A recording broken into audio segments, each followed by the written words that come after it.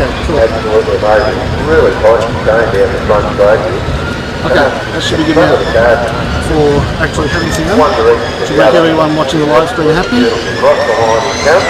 Can we go back down? The audio is really high. I'll be setting levels over the controller in a second. The levels on the camera here to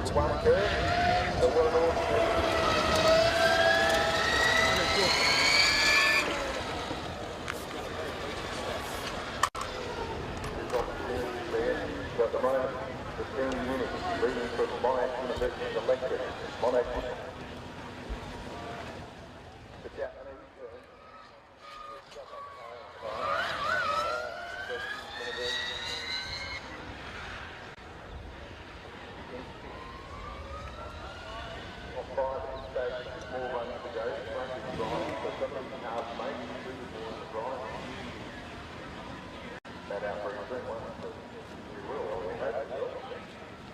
there's another photography thing on the slow down.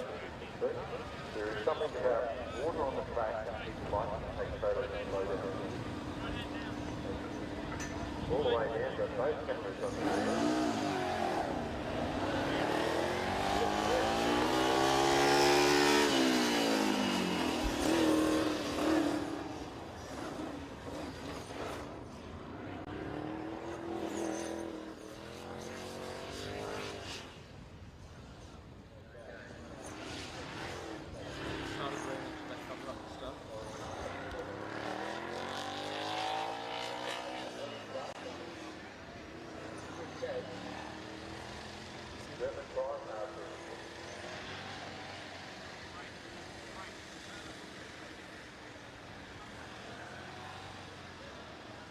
That's the University of Adelaide's electric car out there at the moment.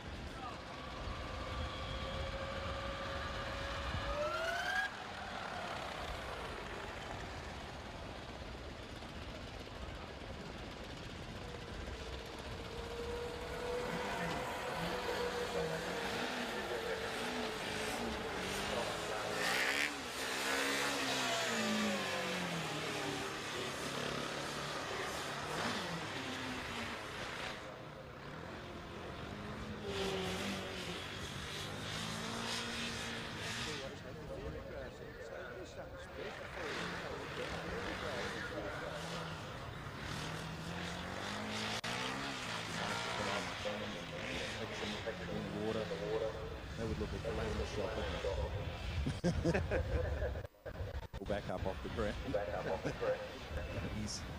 I've always got muddy knees. Okay, across the line, that's it. University of Adelaide electric vehicle, and done a time of 1:50.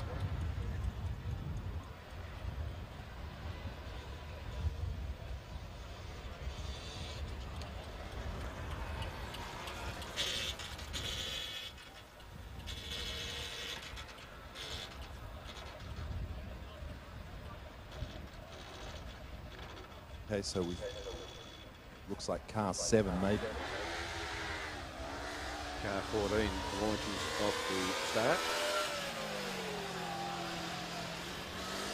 Winton University.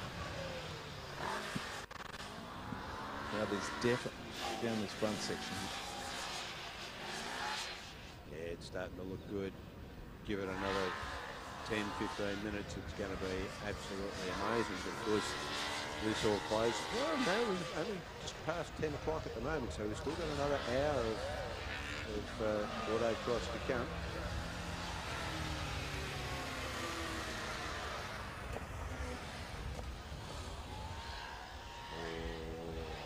That's going to depend on the car. Yeah, but might not be able to change. That's right. One of those things that you can, aren't we? Billy, you taking a picture of the puddle from overhead to be different? I am. There's a worry. You thought I was taking a photo of you. Well, I was really taking a photo of me. Doing a selfie. Social.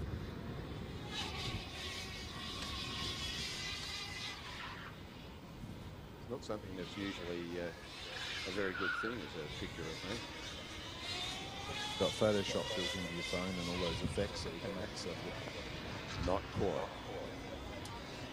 Definitely drying over there now, so the times we are going to see are going to get better. It's going to be the first to get into those 29 to break the 30 barrier. It's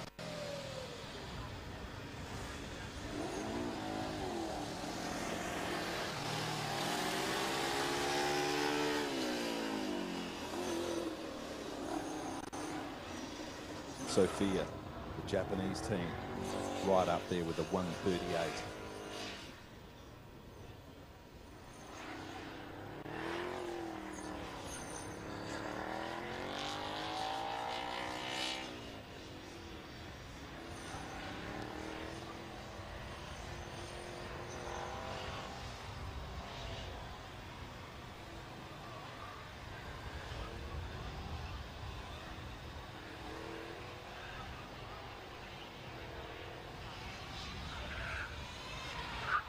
Okay, on the track at the moment, waiting for a time to pop up. There'll be car 7, Edith Cowan University out there next.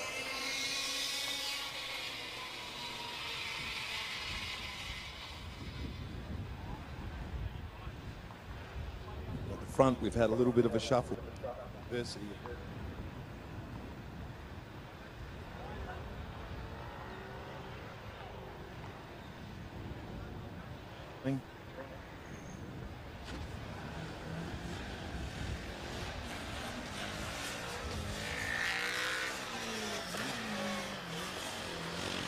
Okay, we're waiting for car 7, Edith Cowan University.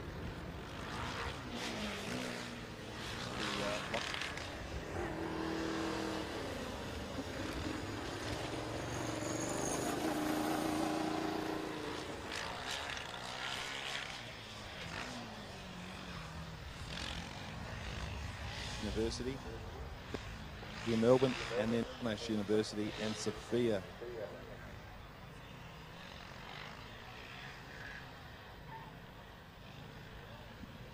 So the times are definitely getting quicker.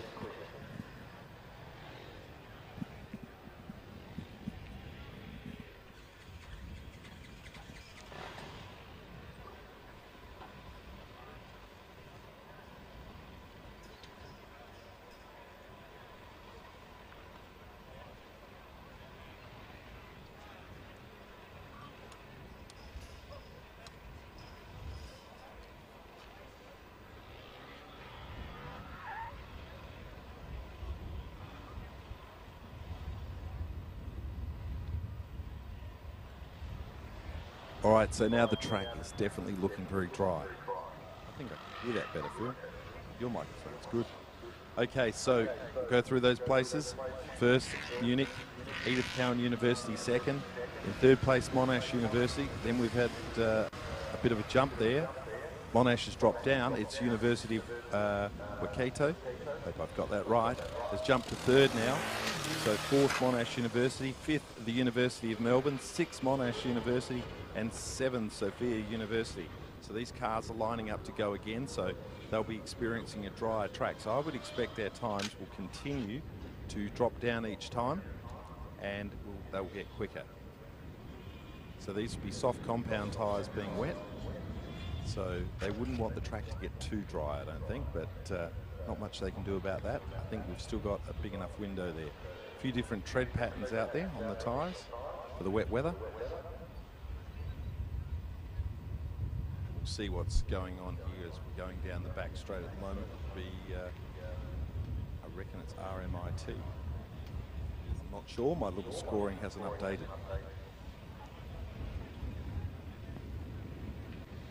Yeah, look at that track out there. It's certainly drying out there now. Not very much wet stuff out there. Even the what was almost looking like puddles over on the where they come onto the back straight and around the edge of the tyres there. That's diminishing a lot. There is quite a puddle on the inside of the concrete there, but that's not a part of the track that's in use. And there looks to be just a little bit more across the track near the flag point on the back straight. But as a general thing, it's all looking pretty good. B42 across the finish.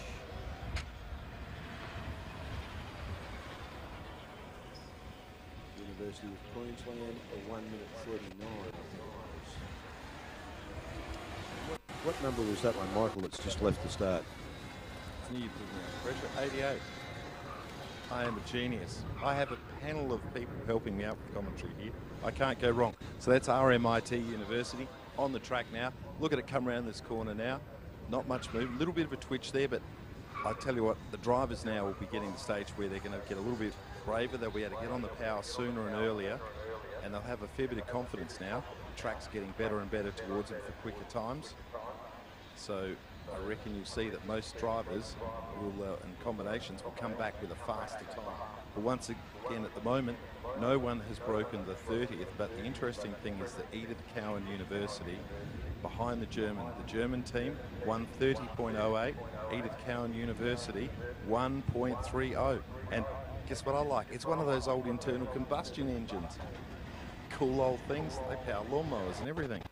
Okay, so that's really tight at the top end now. So what's going to happen there? Can anyone else make a challenge at the top?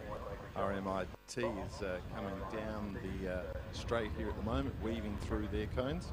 Where will they end up in these drying conditions? Can they get into the 30 zone? So two competitors in the 30s, Munich and Edith Cowan University. This car's going through fairly quickly, change of directions. Very sharp looking. Whoa, nearly overcooked it across the line. And whereabouts they jump to, I've got to see. Position number 6, 88, the RMIT University with a 1:35.50.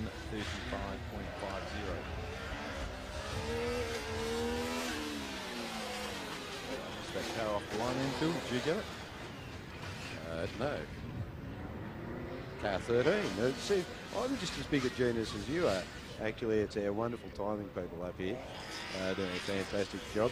If you want to check up what the timing is happening, go to racing.natsoft.com.au/results.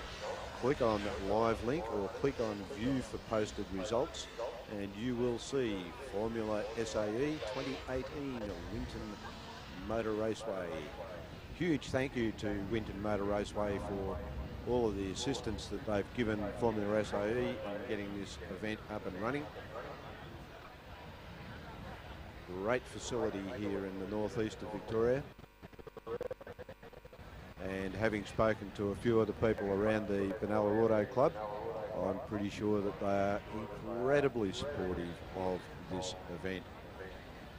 Formula SAE are very happy with the facility. I would expect we will continue to see Formula SAE at Winton for some time to come. car 63 launches and heads on down that ever-drying front straight, jumps onto the brakes into the first of the chicanes. Car 13 is across the finish. Car 13 with a time, when I find it. Now I'm going to hand that across to Michael. Michael's so excited he forgot to even pinch the microphone off him. We're down to one microphone up here at the moment. Michael, repeat that time for us. Okay, the time for University of Canterbury, internal combustion engine, 1:28.94. So what an awesome time there. That puts them at the moment a couple of seconds, well, a second and a bit faster than the German team. But I'm sure when we see the Germans go back out, they are going to have a crack at that again. But that is an incredibly good time. So that shows that I reckon all these cars are going to start picking up. We're going to see lots of people breaking that 30-second barrier as they complete this next run. Now, interestingly, when you go to a hill climb, you notice lots of guys checking the tyre pressures continually. Down here, they're not that keen on the tyre pressure checking. That seems to, maybe that's a nervous thing the hill climbers do. They're always checking as the sun gets out and the track gets warmer. We've seen some guys down there adding a bit of air to a tyre, which might have been low. But there's that almost like nervous ritual of checking your tyre pressures before you run. And over to you, Phil. Michael, maybe they're just better engineers. These guys know what tyre pressure to have. They set the tyre pressure, and from there on, that's it. They don't need. They're just better at it than you hill climber blokes. Well, that could be true, but I'm working on the fact that ambient temperature is getting high, therefore the pressure, you get it. I have no idea. Okay, so University of Canterbury in the lead at the moment in this section with a 1:28. Munich a 1:30. And then we have Edith Cowan University a 1:30 as well. University of Waco a 1:30. Waikato. I've got the wrong one. I've taken them to Texas now.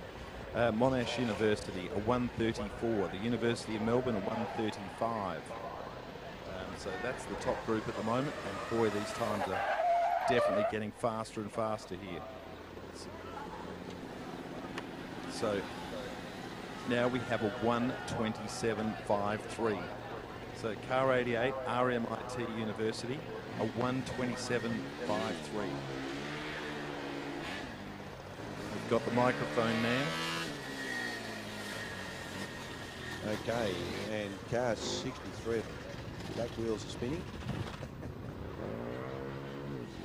It's a good way to warm the tyres up when they're in the air, isn't it? Not. I think that was just the load of the engine. Actually, the stop spinning. Could have been a bit of trans warming before the run. All a bit tricky. So have a look at that time at the moment, a 1:27.53 for RMIT University. Electric has hit the lead again, with the University of Canterbury a close second, a 1:28. Munich a 1:30.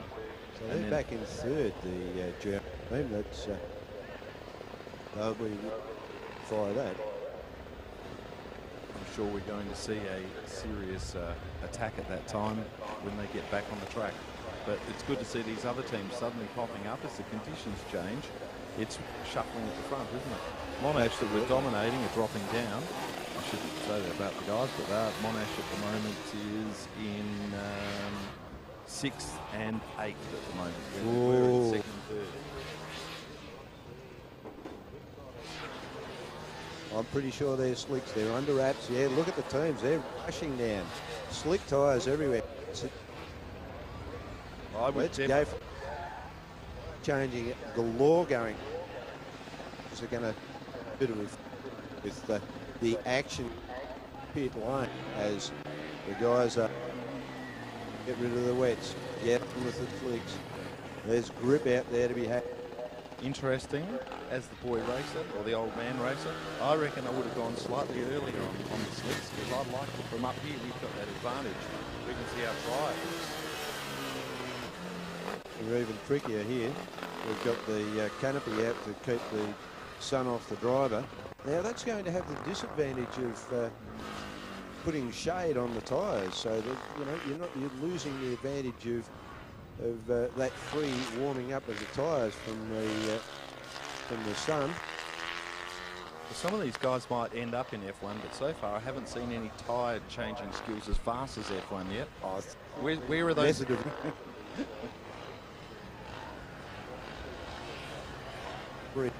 the finish. Car 63 is in position 5 with 1:31. Hey, look, even a tyre trolley here. Tyre trolley. I'm wondering whether the will be looking for a bit of high octane put into their vehicles. I don't know whether you can you get high octane electrons? I wouldn't be. I'd be unsure of what sort of batteries they have now. I'm sure they wouldn't be ever ready though, or Duracell.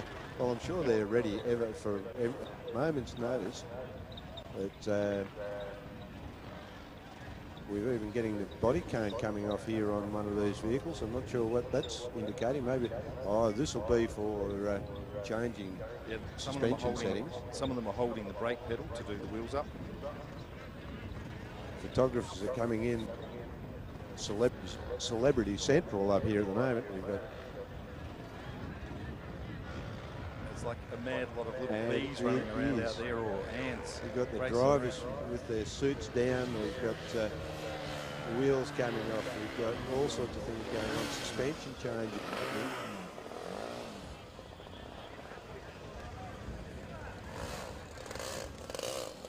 Now, one of our judges, Willem Tote, our international man, have you seen him around the place this morning? I haven't. I'm sure he's deep in discussion with somebody somewhere. He just seems to be that sort of a personality, and encouraging and sharing information. And one of the most approachable people you could know. There's a fair bit of cheering for something there, but I missed exactly what it was.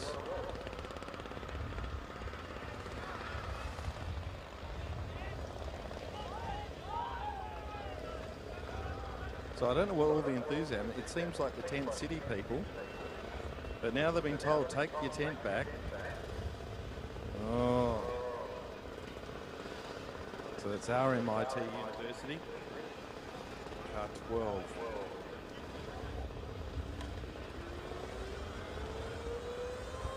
Now, interesting, you've still got some competitors out there on the wet weather compound, but by far the majority look now to be going for the slick combination. So I would think it's definitely a slick track at this stage.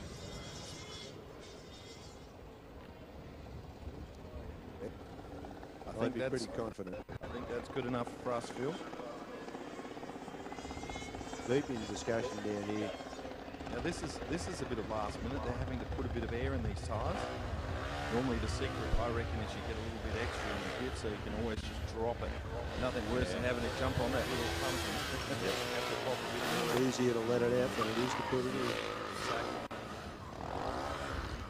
Okay, so a car at the moment that's about to take off car 16, getting in position. That is still on the wet weather style compound.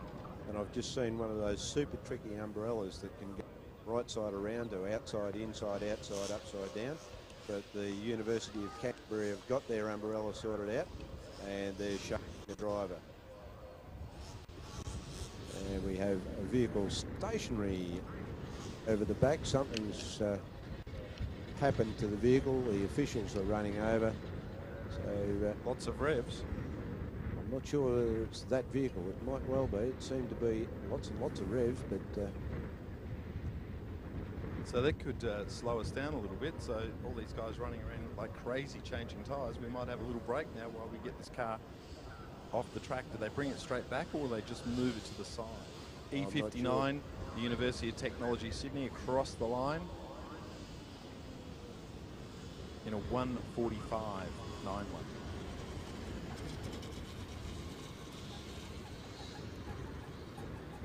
There's certainly some tyre pumping going on down here. The University of Auckland have brought some special air all the way from New Zealand. They're pumping it in by hand. I don't think that could be quite right, Phil. RMIT University are also pumping it by hand, but they're using Victorian air. Okay, do you see the German car lined up anywhere? I don't. They're down there. Probably changing batteries. No, they won't be changing batteries. I reckon they'll be just driving their batteries and say, just what you do best.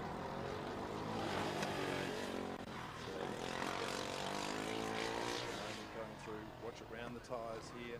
Plenty of the water being totally inside of that tyre here, so it is certainly a dry track at the moment.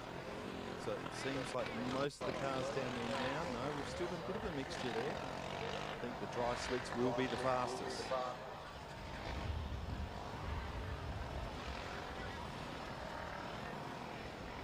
So some of the drivers and teams here prepared to run the tyres with the tread pattern, so they would in theory be a softer compound, and they can possibly overheat towards the end of this activity, which would then slow them down slightly. So we'll wait and see. So we know as we see the times come across, we should keep an eye on which times and what tyres they're running with. I think the fastest tyres will be the slick tyres, but as a commentator we get proven wrong all the time. And sometimes we apply the... We've done that quite effectively. I've even heard opposition who come up and say, "Will you talk about my opposition here?" See if we can make them make a mistake.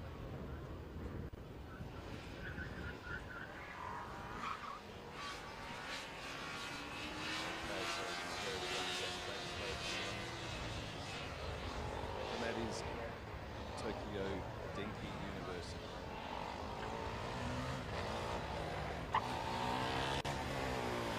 Apparently someone said, I heard a wobbly wheel, someone said. So I don't know which car has a wobbly wheel.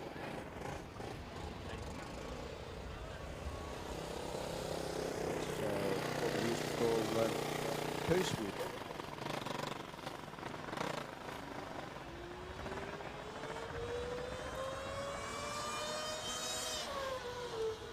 E42. Now, who do we have on track, Michael? Well, we could have University Technology of Sydney, and then we could have Tokyo Denta. I've lost it now, we've done an upgrade. Tokyo Denta University. I like getting him upset. So it's a bit confusing. I brought this car number 16 back in. That's the University of South Africa, I reckon. South Africa. Africa. They're not entered. University of Queensland. I just changed their location. Oh, For anybody watching on in pit lane, we don't have the South African University here, but if you haven't plugged into in pit lane, please plug in the live stream into your in pit lane live channel on youtube.com/in pit lane.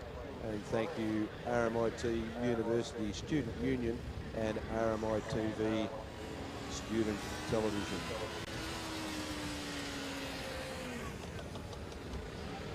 Okay, across the line, 97 car.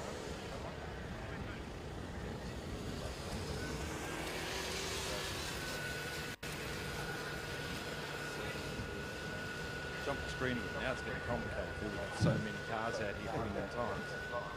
And your eyes don't react that fast.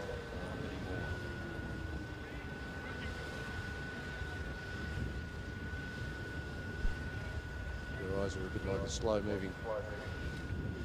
Not going there, Phil. All right, so we've still got some cars. Some competitors are still going for the treaded combination. This is interesting. It is very interesting. I know when I've raced, if you go out there on tyres like that, you sometimes wreck them because they overheat and the edge of them tends to lose the sharpness, and it's going to cost you a brand new set of wets next time you go out, so you don't want to do that. Now the only thing away from that though, Michael, is that this, the autocross part of this is Yes, it's that is using true. the engine. And I'm not too sure what the compound is of their wet tyres. They may actually be dry tyres just grooved, in which case the compound is not necessarily going to go off. Now we've even got drivers out of the cars, stripped down, changing wheels, because the driver is the man who knows how the wheel goes in. And there's still a lot of pumping going on at the track here. I tell you what, 12-volt battery, compressor, $59. use such an implement. They might have to use a pump. There's so many rules to Formula SAE, Mike. We are never going to get. What a fantastic formula it is. It's an educational formula. It's a formula where student engineers come along and, yeah, okay, it's a form of competition. It's such an environment. You get people come along, the likes of Willem Taylor, just want to come along, encourage people, turn them into even better engineers than what they already are. It's fantastic. And that German car, that is in the line again, so that's What sort of tyres has it got on it, Michael?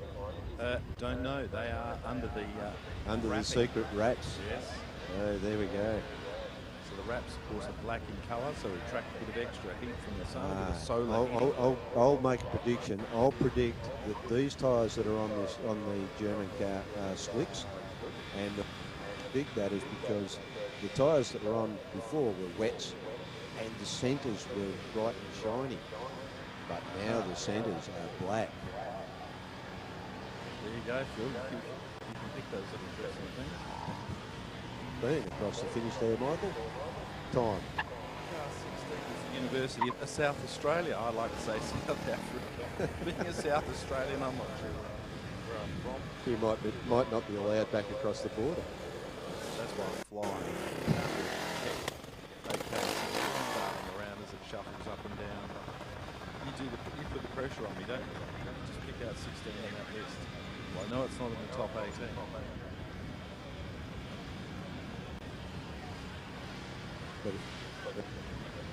Oh yes, I should have looked there. 144. That's the last one across. You clown, Michael. Now, I must say that I believe this comes to an end at 11 o'clock, and so we have half an hour of this exciting activity left. If you're looking for the times, go to racing.natsoft.com.au/results, click on the live link, or click on view for posted results. All of you people that are watching this on the YouTube channel, possibly, I have no screen in front of me, and I suspect that they may actually be imparting the streaming timing as a part of the live streaming video.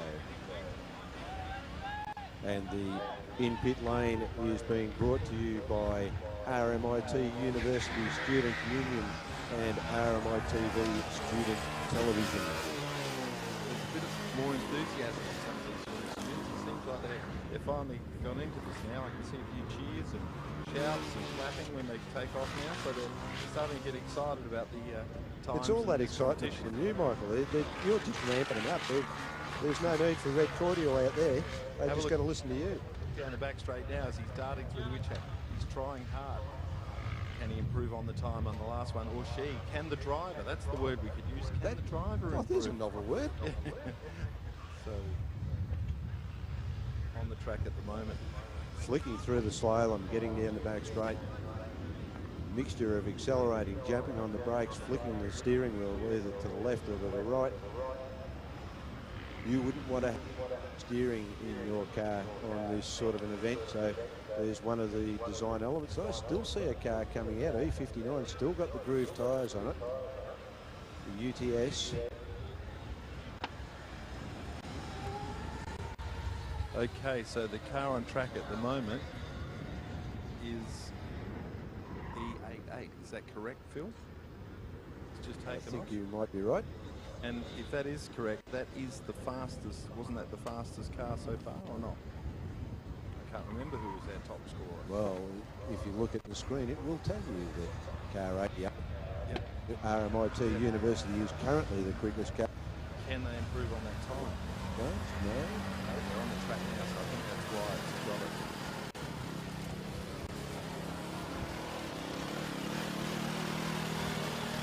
And the German car, a beautiful machine, E31, is about to be pushed out shortly, I suspect. A little bit of frantic looking around in the checking the driver apparel, making sure that the wrist straps are connected. Should be checking his pulse there, Phil, just to check that he's calm and relaxed. Might be making sure that he's not some sort of a robot. Lightweight dummy that's driven by remote control. You can see these cars now, when they turn direction, the car is definitely darting. Before it was smooth and flowing when it was wet. You didn't notice that quick change of direction. Now have a look at Phil as they weave down. Yeah, the change of direction that those cars achieves is really, really impressive. It's like visual music almost, watching them go around. So interesting, still people with the wet weather compound. The track doesn't appear to have any wet areas at all. Maybe something we don't. Maybe, but the German car, the covers are off those tyres, and I think I was right, Michael. I think you're right, they're definitely slicks.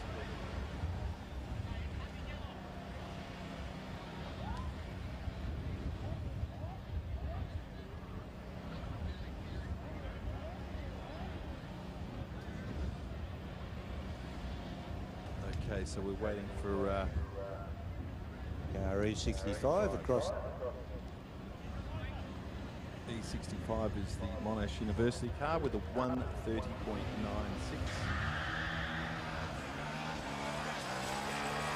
That car off the start line, one of those internal combustion engines, Michael, that you like to listen to. So it's very quick down the front straight, around the tyres.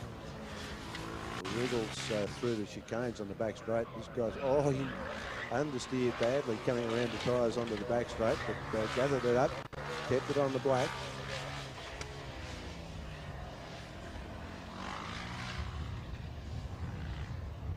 Definitely looking fast through the change of direction. Here is the University of Melbourne car. And the internal combustion, it's a weird thing, because how many times you've seen a group of guys, mainly guys, girls probably don't get into this quite as much, but guys stand around, bonnet up, listening to someone's car, just idling, and they give it a few revs, and everyone nods their head approvingly. Would you get the same thing with an electric motor? I'm not sure. Maybe you would. Well, when the vehicle's stationary, the electric motor is. But I think you find the beautiful noise of the German car in particular, some of these other electric cars as well, but makes a beautiful noise, almost like a jet as it takes off. Okay, I'm going to predict a 125 German car.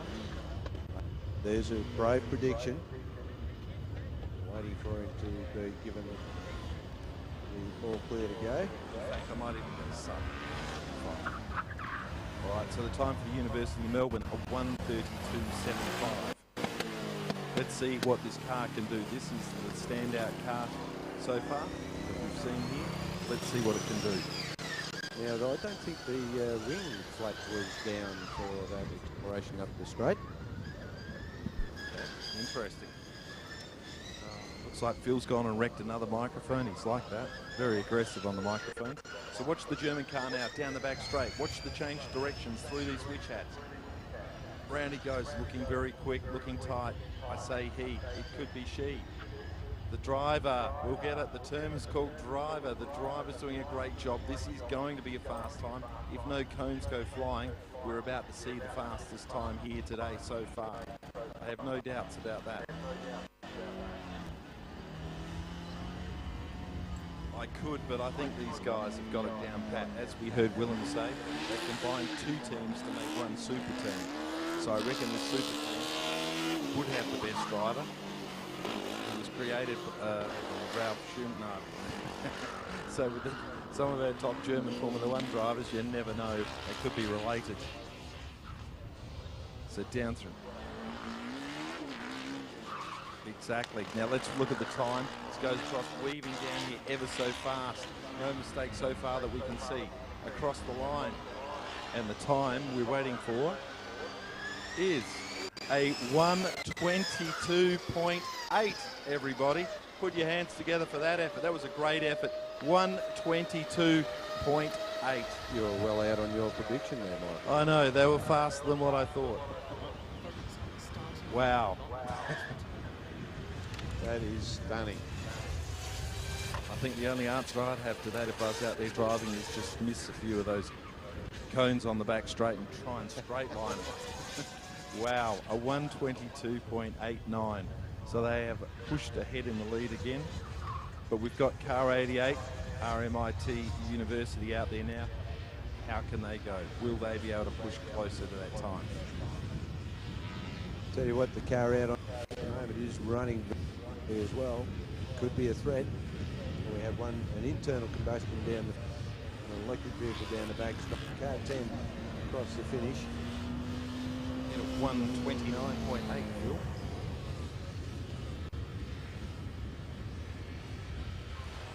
You make it sound so technical, Harrison.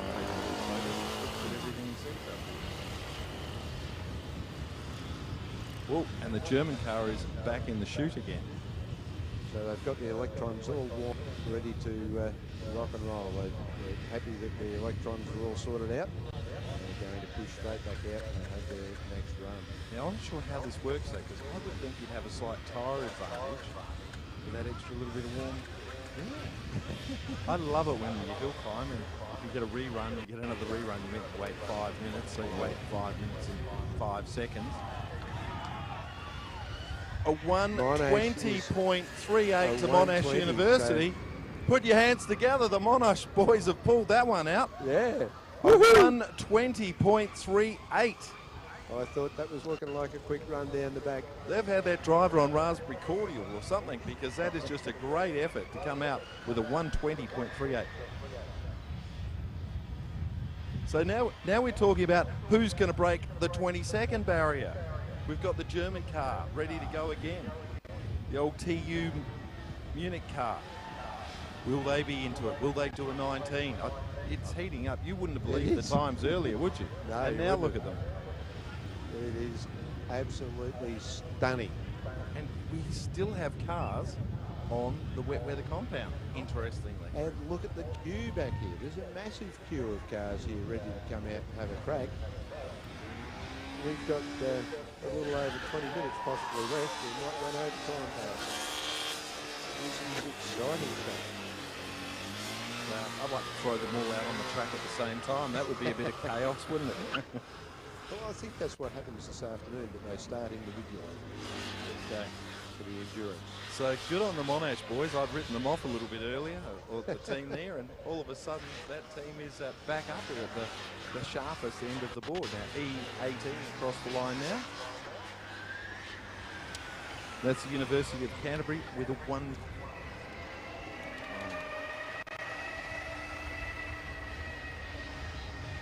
So the German car, it's there.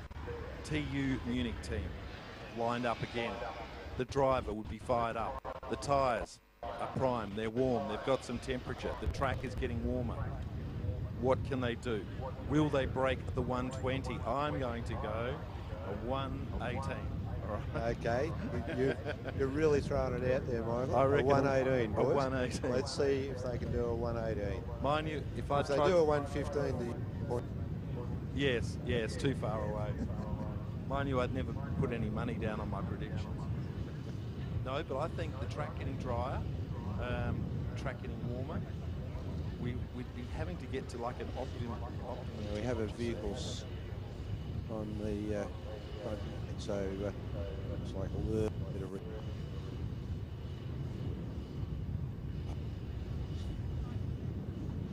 Down. Now this sometimes for a driver, he's all geared up, he was ready to go, now he's sitting there. Now, this can either work for you, This or is can work the against you. maturity driver, the driver that's got all the maturity that can handle these moments and just brush them away as if they didn't occur. That's what makes the difference between a driver and a great driver. One of the things, a lot of things that make that difference. I know about him, I know. Be a great one. I've never had the pleasure to watch you drive, Phil. It may not be a pleasure.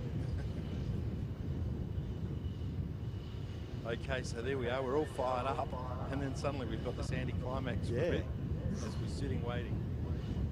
The vehicle was being towed out of the road. It was We've got two vehicles marooned in the middle of the track down there. I didn't see the other one. Here goes the German car. It's gone. It's away. Everybody, watch this. Into the brakes. Right. Beautifully, so quick around that right-hander. Twitch, twitch, twitch through the slalom on the back straight. Round the tyres again. Beautiful. This is going to be a super. He's good. He's got all the electrons running. I think you're right, Phil, as he weaves through here. Looking smooth. The driver, I should say. I've got to stop saying he. And down they go. Look at the change of direction there. This is fast. It's going to be fast. There's no sliding there. They'll be getting really good grip through there. The tyres are nice and warm now. What are they going to finish up? Trying to beat their own time for 1:20.38. Coming through the back section of the track now. Winding through there. Making it look so easy, Phil, when you can really see that car dart from one side to the other. Very positive in its way. It's responding back and forwards. Ripping through this. This is going to be quick.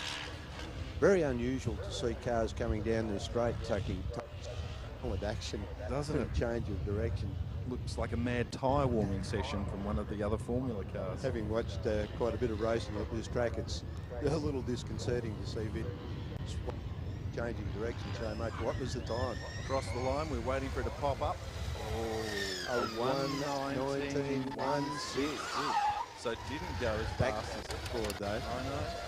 To position number one. Well done to Team Munich.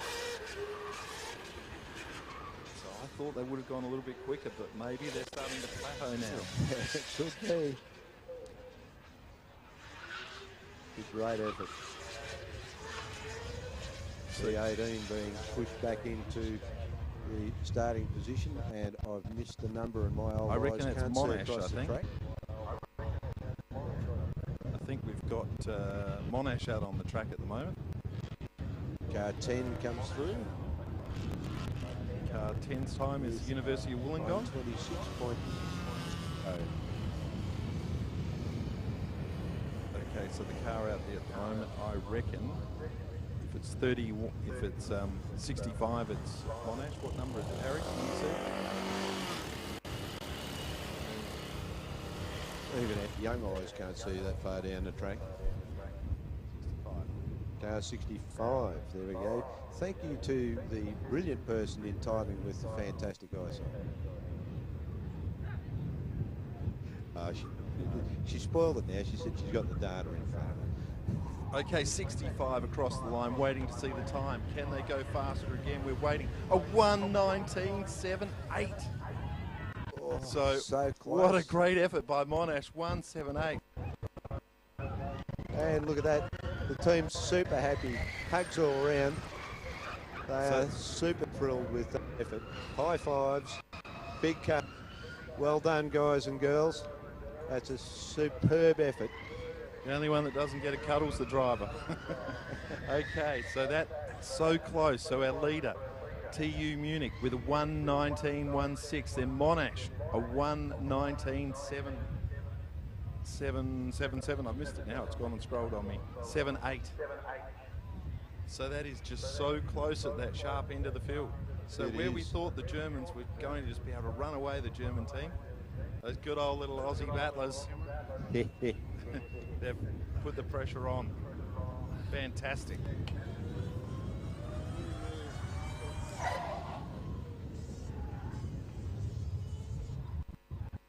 E8 being pushed out.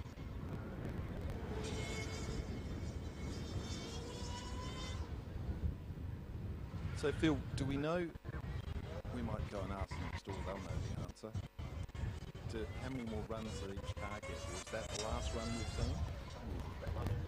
I'm not sure. I'm not sure how I worked that out either. It's Got the technical opinion from next door. we know that there's someone somewhere keeping a track of it all, but it ain't us. Which is probably just as well because we were well. Yeah, those slicks down there, they all look in nice condition, nice, clean across there. They do. Probably a brand new set, I suspect. Removed. They've probably been initial run in. Groove tyres in the vehicles in front of me at the moment, so that's a telling sign that all of those groove tyres on car 7. Now, I'm a little bit disappointed because have a look at the top 3 at the moment. We've got TU Munich, electric. Monash University, electric. University of Canterbury, electric. And Kutong, the Wollongong boys with the internal combustion. Fastest one out there at the moment at 1:26. Then we've got RMIT, electric. Then we've got Canterbury, again, with internal combustion engine. We've got Edith Cowan University, internal combustion. Then UNSW, so Sydney, internal combustion. The University of Melbourne, internal combustion. And the University of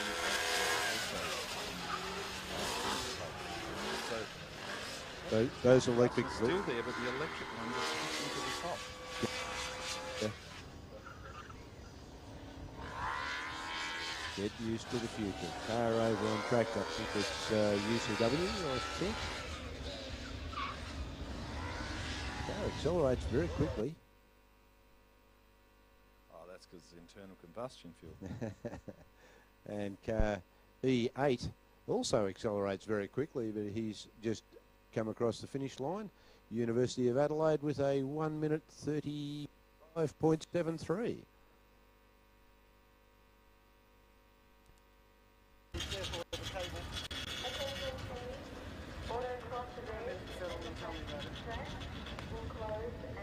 Quite a few of these vehicles coming through now are non-aero vehicles. That's interesting. Now I notice this guy's putting his earplugs in. Does that mean he has radio communication? Or does he play a few songs to relax? Car 66 Monash car down there. Probably got Beyonce playing. Beyonce? Who's Beyonce? I have no idea. Might be Nick from Skyhawks. No, from... Oh, Phil. People wouldn't even understand who you're talking about. Unfortunately. Oh, and Stevie Nicks was never with Skyhawks. No, that was Shirley. Shirley with Fleetwood Mac. There's one thing out here, there is lots of mechanical music.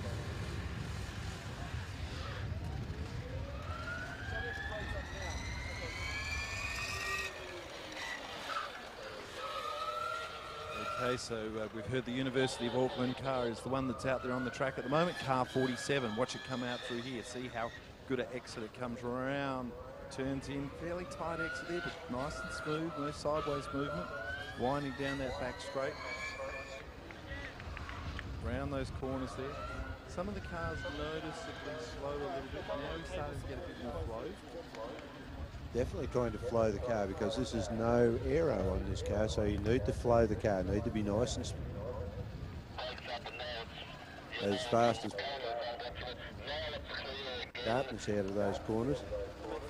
Get through as quickly as you can, and if you can get through the corner quicker, you've got a quicker entry onto the straight, as short as it might be here.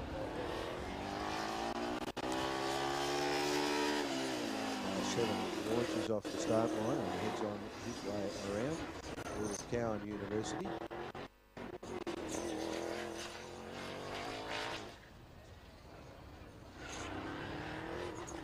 And make the slaloms up the front straight here. And remember that if you are at the fence, no part of your body should be over or beyond the arms and legs and bits and pieces on the We've had a bit of a failure there, just over the line, I reckon. The car's gone very slow across the line. Yep, I saw him in the section there, he's jumping up and down, pulling on the steering wheel. So I reckon the battery's gone flat. Looks like he might have a flat flattery. So not sure there, but definitely slow. Hello.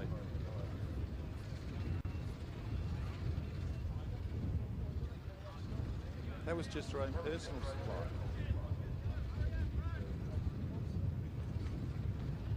Okay, so that was a little bit of a problem. Car just made it across the line but slowing, so that would have wrecked a good time there.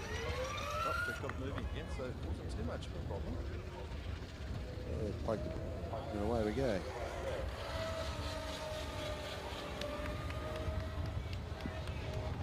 Car 7 just went across the line. That was Edith Cowan car with a 1:27.87.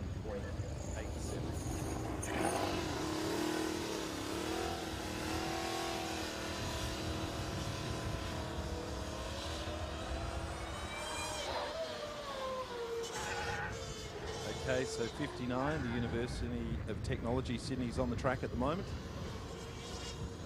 I think they're one of the cars still running the wet weather compounds.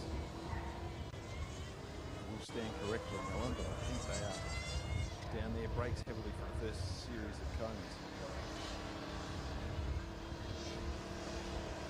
You can see that by the nose dropping as they stood on the brakes in that first section. Now winding through there, trying to keep it smooth, keep the momentum up. No wing arrow that you can see on that car, but I'm sure it'll be running a bit of a downforce type diffuser underneath it. Seems to be the thing.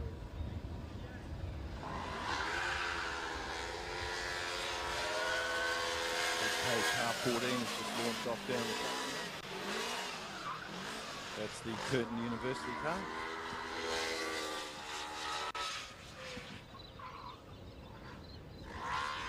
And Phil, we've just heard that we want to make sure that everyone doesn't get up on the fence.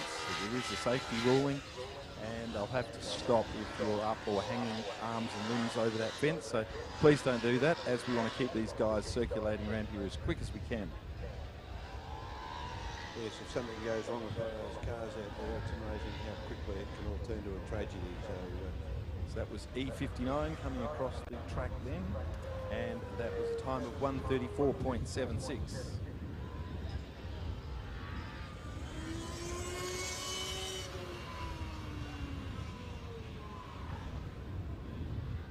Nope, a vehicle waiting to go out.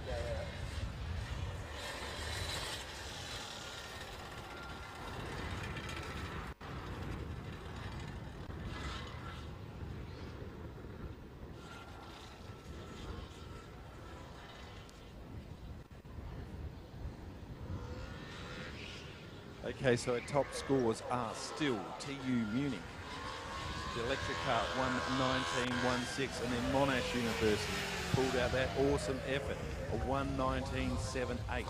Then we've got Curtin University, a 1:23.7, University of Canterbury, a 1:25, University of Wollongong, a 1:26, and we've got the car 88 RMIT car on the track at the moment. Can they improve on their time, Phil? They will be, assure you of that. Conditions are looking pretty good. There's no water out there at all now. Definitely a dry track. Now, I know some of the tyres here are a little bit dirty. Yep, that's been brushed off. Get rid of that. What do you call it? Fairy wet. I call it fairy grass. I have no idea what its proper name is. I call it fairy grass. But look at this, the paddle, the ever popular paddle. We've got all of these fantastic cars around, and the paddle is being yet again. Oh yes, and one of our old regulars down there, she's back for more. Must have been impressed with what she saw. Maybe she forgot the film on before. Is it a film camera? I think that'd be digital. I just want someone with a leaf blowing out. Oh, look at that, look at that. Another person. Come on. This is like when you look up at the sky and point and everyone joins you and looks up. Anyone else to photograph the puddle? That's it. Get down low. The lower you get down, the more points you get. E119. Which were... That's why I left that one. 152 on that run. You can't pronounce the whole name, so I won't read it. Practice that next time. I've got German ancestry, unfortunately. So is that two German cars we have? It is. I can count just as well as you can. Okay, car 7 across the line. Then let's see what time they pop up. Car 7, 1:25.95. Huge thank you to Formula SAE Australasia, or Australia, for all of the effort that the committee has put into getting this event up and running. And what an event it is. I see our Sophia University, the Japanese team, are back again.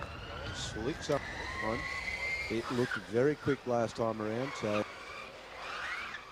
go out there on slick tyres. Phenomenal effort this time because their car got held up in transport coming to Australia. didn't arrive until yesterday, and they're doing a fantastic job.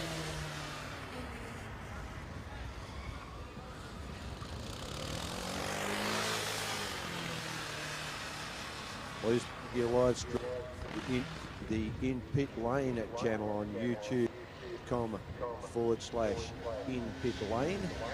And we'd like to thank RMIT University student and the RMITV student television for bringing us in-pit lane.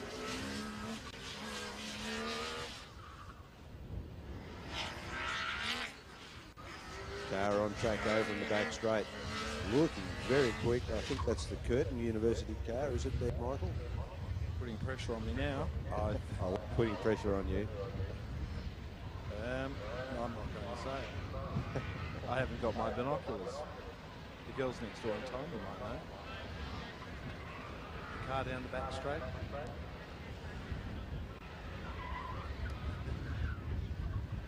So that was the car 18 across. That was the University of Canterbury with the 131.29. So will we see any other cars dip into that 22nd bracket? Or have we seen the fastest cars run, Phil? That is the question. How much time do we have? Has everyone had all their allocated runs? Has everybody had all of their red cordial? Apparently that does work on kids. I don't know at which age the raspberry cordial no longer has the same effect.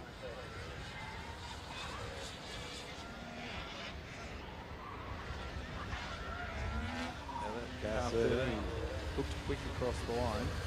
A 1:23.41 for the University of Canterbury. It is a quick time.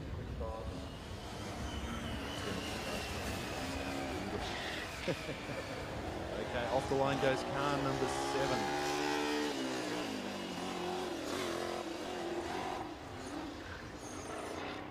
I'm sure I've seen car number 7 out there a number of times, having lots of runs in the auto cross.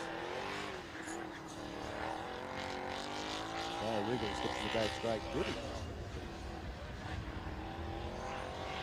Now, Phil, I've got a technical question for you. That when I went off to a data logging course, if you were racing a super high downforce car and you're at full speed and you started to brake, would the nose of the car go up or would it go down? Well, that depends entirely on the design of the suspension, Michael. Well, it was put to me that if it was a super high downforce car, that means if it was running at full speed, it would be down on bump stops. Correct. And then when you drop the speed off, what would happen to your downforce? The downforce goes away and the car raises, doesn't it? Which is why we used to see the Formula Ones bouncing down the straights on their skid stops, and they'd get to the braking area and there'd be no more sparks. Okay, across the line was car number 7. That was Edith Cowan University with a 1:25.24.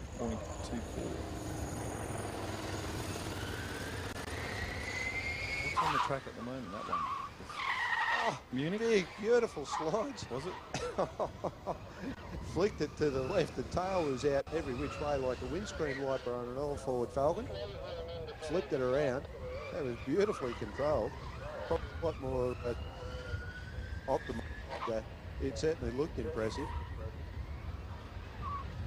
Driver working out the back straights there. I've got the word driver. Driver, I know. And looks like definitely having cracked down the back straight there. Car 25 across the line at the moment. And that was the University of Cato with a time of 1:33.26. Car 13.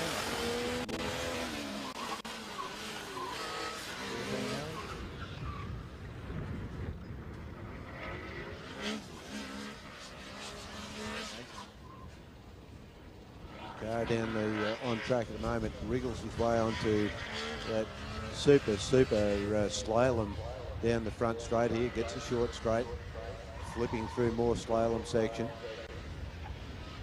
Car changes direction beautifully.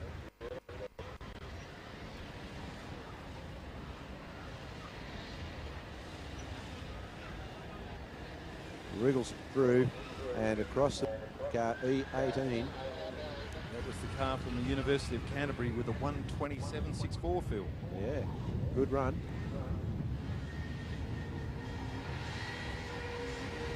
He's still down at the puddle. Maybe we could do a little bit of a sideline and make some money and we get some bitumen and we make it with a little puddle and photographers could just come and take photos. We can take the puddle wherever we went. We could put it on the back of a trailer field, transport it. Puddle photography. Perhaps Winton Raceway will keep that puddle filled from now on. Every event there'll be a puddle there. I would think you'd have trouble with the reflection today with your fairy weed in there and the wind. It wouldn't quite be as good a reflection. Just not as good. The only way I'd is with my remote on, I reckon. Sit it down and just press the button. Yeah, but that's because you're too lazy to actually get down to ground level. You are correct. I might get down, but I wouldn't get back up in a hurry. Okay, so our top positions still are TU Munich, 119. Monash University, 119. Then the University of Canterbury, a 1... Hang on, why have they jumped? That's confusing me. I reckon specifically. I reckon it's Curtin University. Now Oh, dear. it's up. It's just scrambled. It's updating. University of New South Wales having trouble getting off the line. Eventually gets the car mobile. But not very mobile, Phil. Doesn't look very well there at all. Is it going to be an engineering problem or is it going to be a driver problem? Driver Did the change. Driver have Driver the change here. vehicle in the wrong. Driver change. Oh, driver change. Hey, they Yes. share gloves. That's a loving, caring, sharing thing. Oh, it is. Educates himself and the other driver. That's the first time Immediately. we've seen a driver change actually down here in front of us, Phil. It is.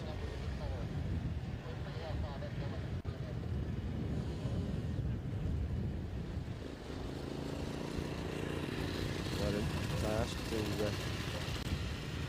get the new driver in.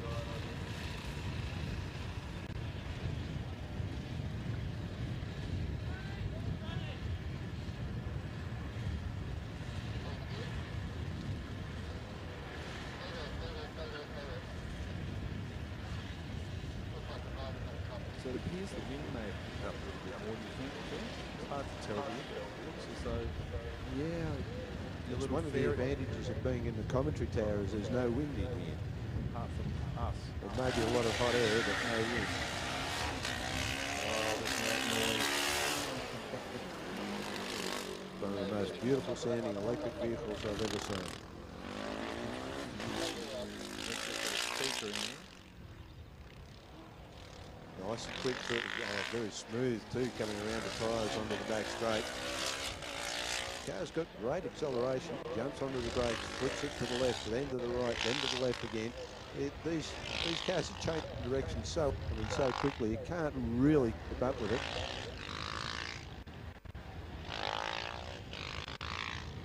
You're right there, Phil. Definitely these drivers are right switched on now. They're trying to get the best time in for the rest of their team. The pressure is really, isn't it, down to that driver. The whole team's been working on that car, building it. They've done the assessments, they've done it. Now when you're behind the team car, you really want to make sure you put in your best effort. Absolutely, and the effort of everybody in all these teams is just phenomenal. It's Sophia University, that car is very quick. Oh, it's very quick out the first few metres. Oh, did he hit the cones? He's come to a stop down there. He sort of got a bit, he was going a little bit too fast. He's locked it up and gone straight ahead. I think he may have stalled the engine. He's probably absolutely furious with himself or herself. Drive herself. A couple of the crew down there pointing, looking, but no one's running down there yet. They'll be waiting to see what's going to happen. The crew being brought out. They will be. So that's so disappointing now. But there we were talking about not messing up, and we did it. The old And jinx. commentators' curse strikes again. It's certainly not the result of the driver. It's all down to you, Michael. Oh, and you, Phil. University of New South Wales just getting across the finish line. The car is kicking and bucking and not behaving very well. Car 66 is immediately caught up, so we've got vehicles stationary all the way around. And those internal combustion engines seem to be the problem, Michael. It's the electric vehicles are the reliable ones. I'm not going there, Philip. You're just going to have to get used to the future, young fella. No, I think he just backed off then because he saw the yellow flag situation. I wouldn't like to go across that dirty stuff if I had another run. Warm tyres, lots of getting into that rubber. Absolutely. That'll give the crew a bit of work to do. Judging by the fact that the car is being pushed, I know they'll have a bit of work to do anyway, Michael. I have faith. Our engineers will be doing a fantastic job getting this all sorted out. Well, the interesting thing is talking about electric and talking about internal combustion. We did have those Monash cars so close together, but as the day's gone on, the Monash University internal combustion engine has not delivered as well as the electric one, but I reckon they're on the track now. If we start the next car. Yes. So, did I see down there? No, I don't know if I did. No, we've got RMIT out there. They're electric. That's not an electric vehicle over on the back straight. That's a petrol internal combustion engine, I should say. That could be the University of Sydney car, I believe. And the car is performing really well. And with three of the big car makers here, or I should say they were car makers, but we've got Toyota, Ford and Holden car manufacturers supporting this event. So when you think you're buying a new car, think you're buying a Toyota or a Ford or a Holden.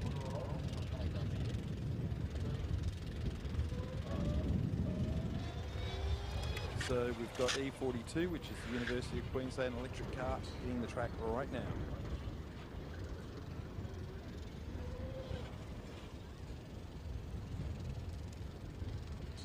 Here next door in the timing, they're trying to work out how many runs various cars have had. So it looks as though there's still a fair few down there in the line, but our outright cars may have already done their stuff.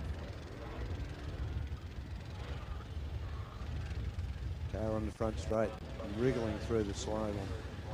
Bit of acceleration, now left, down the next bit, right across the finish line for car 22. One of those wonderful internal combustion engines that you love so much. That's because I'm old. So car 22 is waiting for the time to pop up there. Full gear. Their best time so far is a 1:42. No, that was my point. That's what happens when you get old. You get slow. This car doesn't look to be going slow. Have a look at turn through here.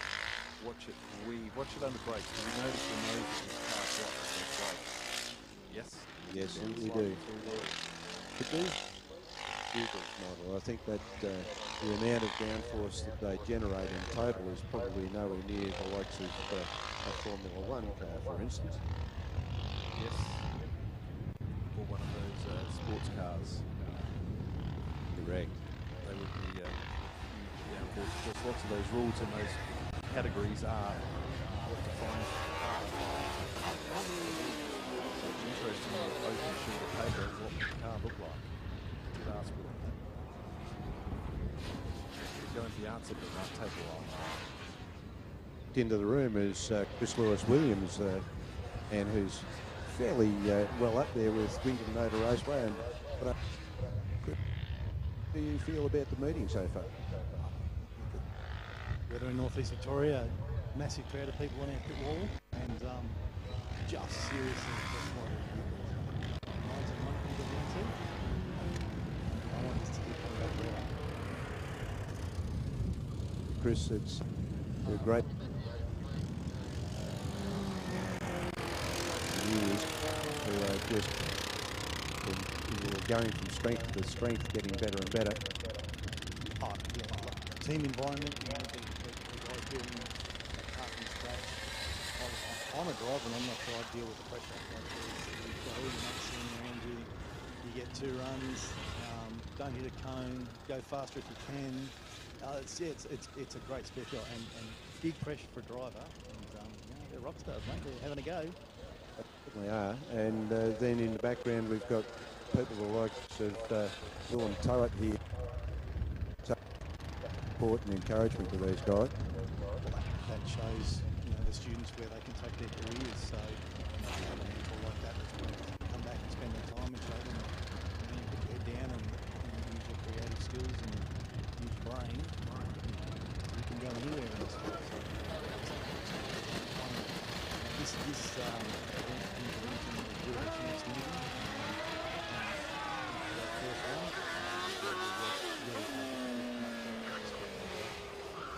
Fantastic. Of course, these engineers, mechanical engineers, don't necessarily end up in motor racing. They might end up in the building gun turrets or in the medical industry, instruments and things of that nature. So there's all sorts of directions that they can. And last night, and in the corporate centre, that went really, really well. I spoke to some of the corporates that were there. He attended. Yeah, I mean, it was a first-year initiative for SAE, and that's a great way to make that link between the students and their future careers. So that's another thing we can build on. We're fortunate we've got facilities here at Winton to let that happen. And it doesn't always have to be about rural employment. Lots of students out there that are finished careers and want to continue to live and also set up a career. So I think that's a great initiative that we've just got to build on. There's an opportunity now to touch base with all these students, show them what's available both in the city, rural environments, and help them get started on their career. Fantastic, thank you. Well, we should go back to what's happening on track, so thank you. I'll let you get back on with your busy.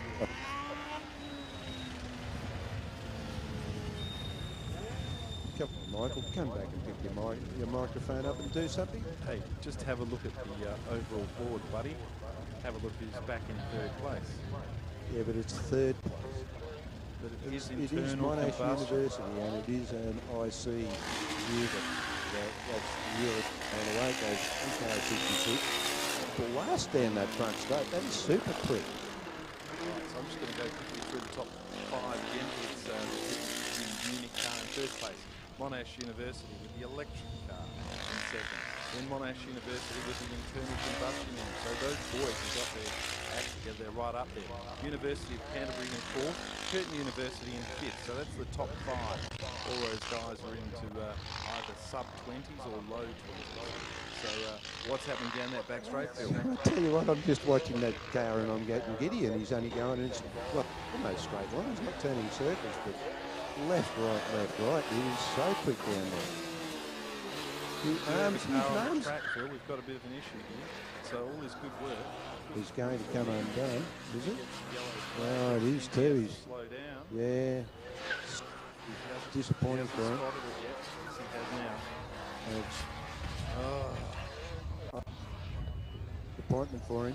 So I don't know how much fuel they carried. I don't And we know have how another quick one he going gets a down the back rerun. straight who's going to also the same situation. No, he might be right. Dead vehicle is cleared from the track. And of course, once it's a dead vehicle, it seems as if it stays out there, Michael. Yes, I think in that position it's going to. We have 2 others further back down that front straight, so once they're stuck out there, you're stuck out there until the close of the event, by the look at it. We're 20 past 11. I'm not too sure what time we're actually going to finish. The program said that this is, but obviously it's not. I think, Phil, probably because of the rain, it means the first time would have been a little bit slower, and if the deal is that everyone gets 3 runs or 4 runs, it's probably just a matter of everyone competing the set number of runs. That's right. Of course, this is the first time that we have had Formula F here at Winton, and we anticipate that it will be back for many years to come. After having just spoken to Chris Lewis-William. UNSF Sydney across the line on the 126. always think people with hyphenated names seem like they've got more money than non-hyphenated. How can that affect the value of your captain's spot? I just think it does. You would convince me if you're a con artist and you had a hyphenated name, I would probably convince you. All right, I am going to change my name. I'll think about what the name's going to be. It's Memory Smith. That's not Brackets memory. No. Clean film. Cameron Phil. I've had that one before. Now that we've said that, I can't think of any of those classic hyphenated names. What about Junior? You could be Michael Bishop Jr. and Harris Bishop. I have been to a place in America listening to the junior and the junior and proudly announced they had a junior. Really? Like it or make it, mate. I kept on looking for hidden cameras, but I didn't see any, so I just smiled politely.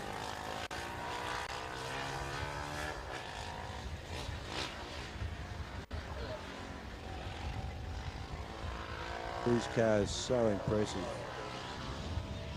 and so much variation on the individual designs as you look around them. Got to comply to a specific form. Obviously, the driver down here in car 10 is media shy because they've got that tarp over the top of them that you can't photograph or she can't photograph. Might be. Number up. That's one of the trainings you do to learn how to hold a blue tarp without the tight. Big gust of wind. What's happened to the umbrella, boys? Okay, it blew away in the night. Yeah, okay. There's the driver wearing his tool suit.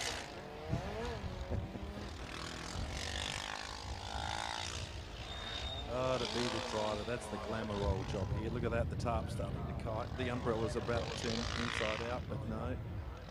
Well, as Chris Williams said, the pressure's on the driver. The teams put in the massive effort, including the driver, of course, right up until the point. But once that car goes out onto the track, it's very much in the driver's hands.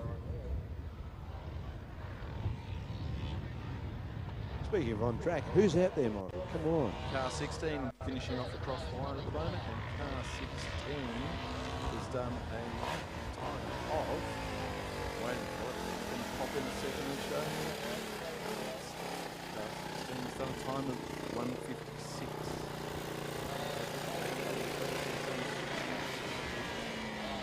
The microphone man sitting here making noises.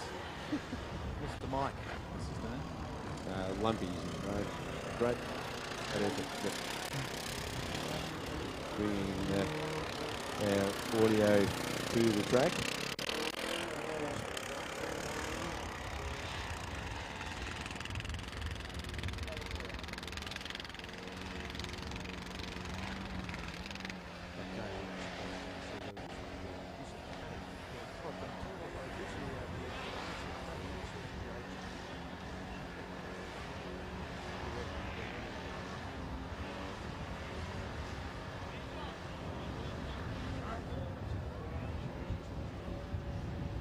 How good are those Monash cars? I'm excited. 1:19.29 and then 1:19.78 for the one. Now just have a look at the times. Can you see which one is actually the fastest car there? According to that scoring? Just behind the Germans? Yep. Yeah. Yep, the lawnmower engine of Monash University, 1:19, see? Isn't that incredible though? You've got different ways to do it.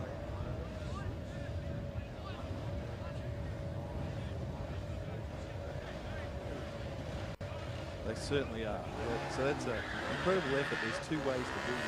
Two different engine combinations, all with the same tool facility between the two Monash. How close those two teams? Well, actually, what was between those two cars, one of those vehicles has got 4 electric motors. It's like just about the Monash guys. But what a fantastic competition we had. 3 cars into the 19s, and right in the middle. There's that internal combustion. It's going to make the endurance event very interesting. Vehicles can sustain the best situation through the endurance event. So how does the endurance event work? I don't think I'd be any good at it. I'd get out and just go. So how does it actually work? You all circulate without overtaking, or do overtake? I would imagine that overtaking would be allowed, and here's where the osmosis kicks in, and we will learn by experience. Osmosis? Is that a chemical reaction? No, I don't think so. But if you want to follow the times, get yourself to racing.netsoft.com.au/results. Click on the live link or click on view for posted results, and you will find Formula SAE at Winton as car 101 goes across the finish. And car 101 was the University of Melbourne with a time of 1:34. Fantastic. You can find us also on YouTube. Just go to youtube.com/inpitlane. And in pit lane, we would like to thank RMIT University Student Union and RMITV Student Television. Car 97 I see almost being ready to be pushed out. Yes. No, no. Somebody's point saying yes, somebody's saying no. Conflict of... Now, Phil, something that's probably very important to you, because I know you've shown a lot of interest in it. The puddle is free for any photographers at the moment. They'll be back there like flies now that you've mentioned the puddle. I think there's lack of cars around. Yes, well, still could make it. The pit lane has thinned quite considerably, so that could mean that we're into the final few cars here, Michael. It's I think you're right. Car 33 across the line finishing off, and that's the Flinders University car from South Australia, a 1:40. very good. Ooh, a little bit of fun tweaking going on here on car 15. Don't you tell the world what they're doing. It's some sneaky little thing. Seats up. They're looking for the driver. The driver is suiting up. Getting the gloves on. He's got the balaclava on.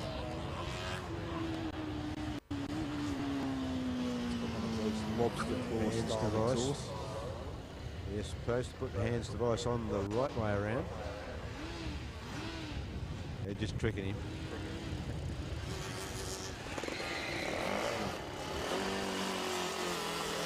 Okay. I missed which vehicle that was that's just taken off. Very quick down to turn one, round the back of the tyres, through the squiggly bits, up down the bottom there. Down behind the next set of tyres. Oh, out a bit wider than was probably optimal there. Oh, and cars come to a stop on the ripple strips. And just drove off to the ripple strip, so knew I think there was a problem. Yeah, I'm not too sure what happened there, whether it ran out of steering or what. But, Phil, who's more important, do you think, timekeepers or commentators at times? Because have you seen the platter of food they have next door? Have a look at that. well, They've got dips, they've got cabana, they've got... And they walk up to the glass window and tease us with it. we're like monkeys in a cage, Michael.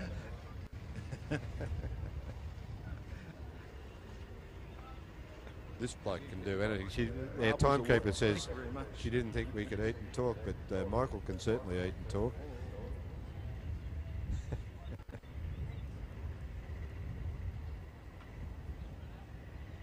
Uncle Trap, really good. That's right, fantastic. Yum.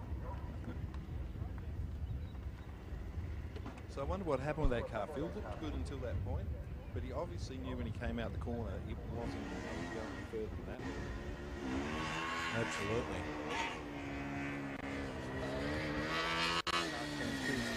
kickoff.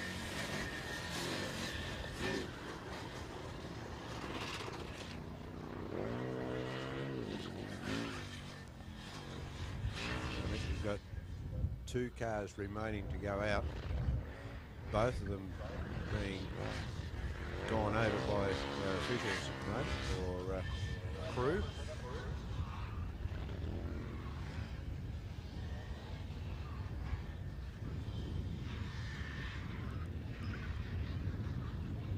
So Phil, I don't think we're going to see a change at the front end at the moment. I think that's been won and lost at this stage. I'm sure these guys, if they could elevate themselves up another position, they would desperately like to do it.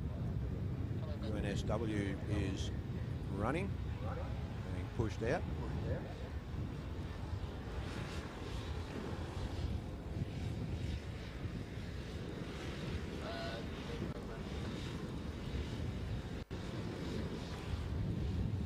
I see a photographer walking towards the puddle.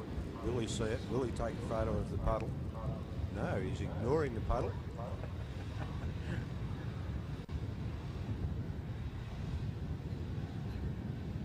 There was a puddle stomper down there.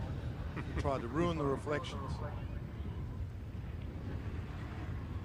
More interested in the University of New South Wales, which by the look of it, he's a member of that team. Car 22 across the line. University of Sydney of 138.47.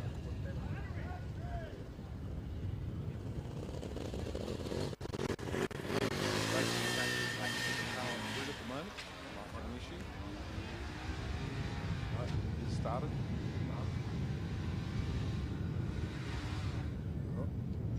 The car seems very reluctant to get off the line for them. At most unfortunate for them. They've called that one, Phil. They have. I notice, hang on, E43, they're going back, so they're going to stop. Or it's the driver taking the helmet off. His as though vehicle that's looks it. as if it's being pushed away, and I suspect that is the last vehicle we have seen run. So, Michael, we have, it would appear, with the fastest time, is one of those things that you love so much. The all-electric vehicle of TU Munich. Monash University in second, Monash University in third. So come on, you other universities from Australia or Japan or India or New Zealand. Right, so heading on from that, it's in fourth place, the University of Canterbury. Then we have fifth place, Curtin University. Sixth place, Edith Cowan University. Seventh, University of Canterbury.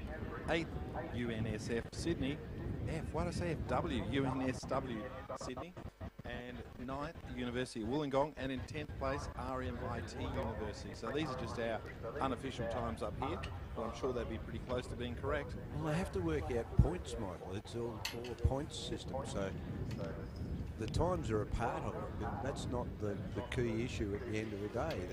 There's points derived from all sorts of aspects that go on. So we have no clue as to what the finishing places are going to be, and that will be for the presentations tonight. That's when it will all be revealed.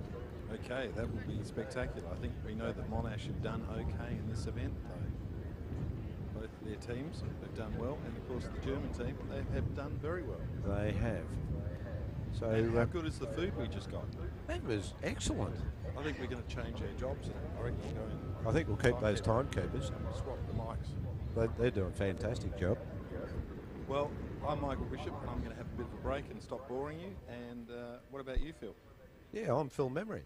That would be me, and I might continue to bore it. No, I won't bore you, but I may pop back on from time to time and just I'll find something to eat, but I might see if I can find somebody for the odd random interview here and there. So you never know what might happen. In Pit Lane channel on youtube.com/In Pit Lane, and we would like to thank RMIT University and Student Union and the RMITV Student Television.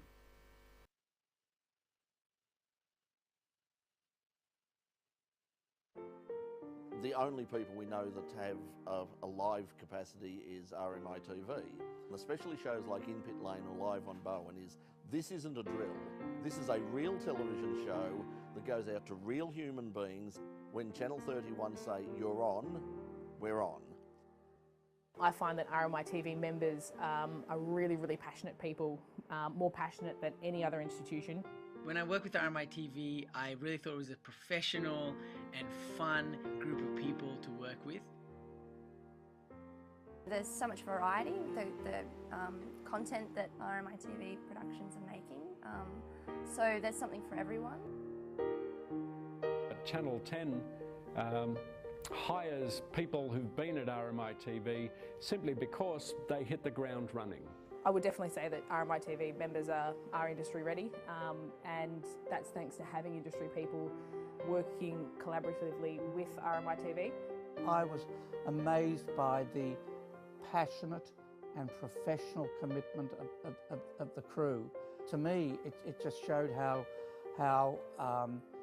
good the training had been. Hi, my name is Jehan. I'm Brett Ramsey. My name is Jess. Hi, I'm Tim Ferguson. My name's Lisa. I am Alan Finney.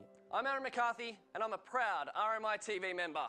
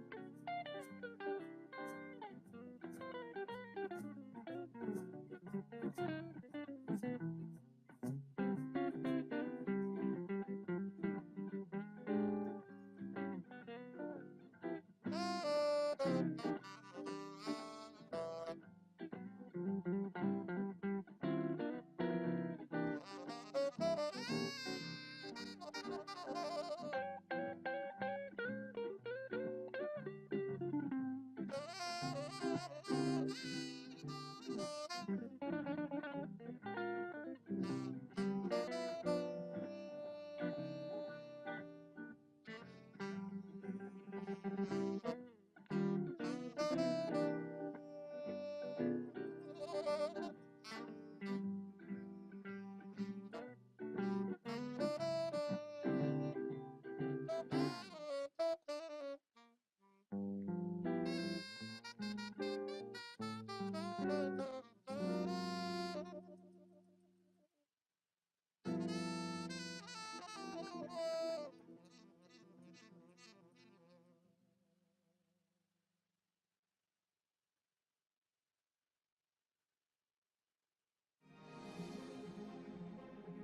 know, there's a hands-on experience at RMI TV, which is really great. It's taught me the technical aspect of making television.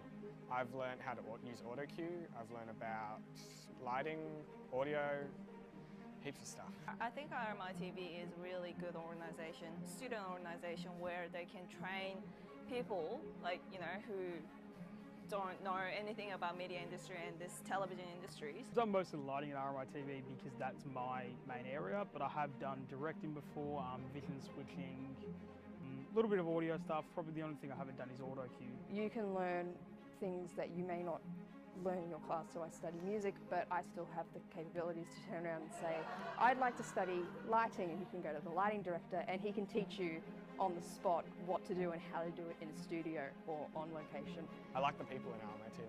People are good.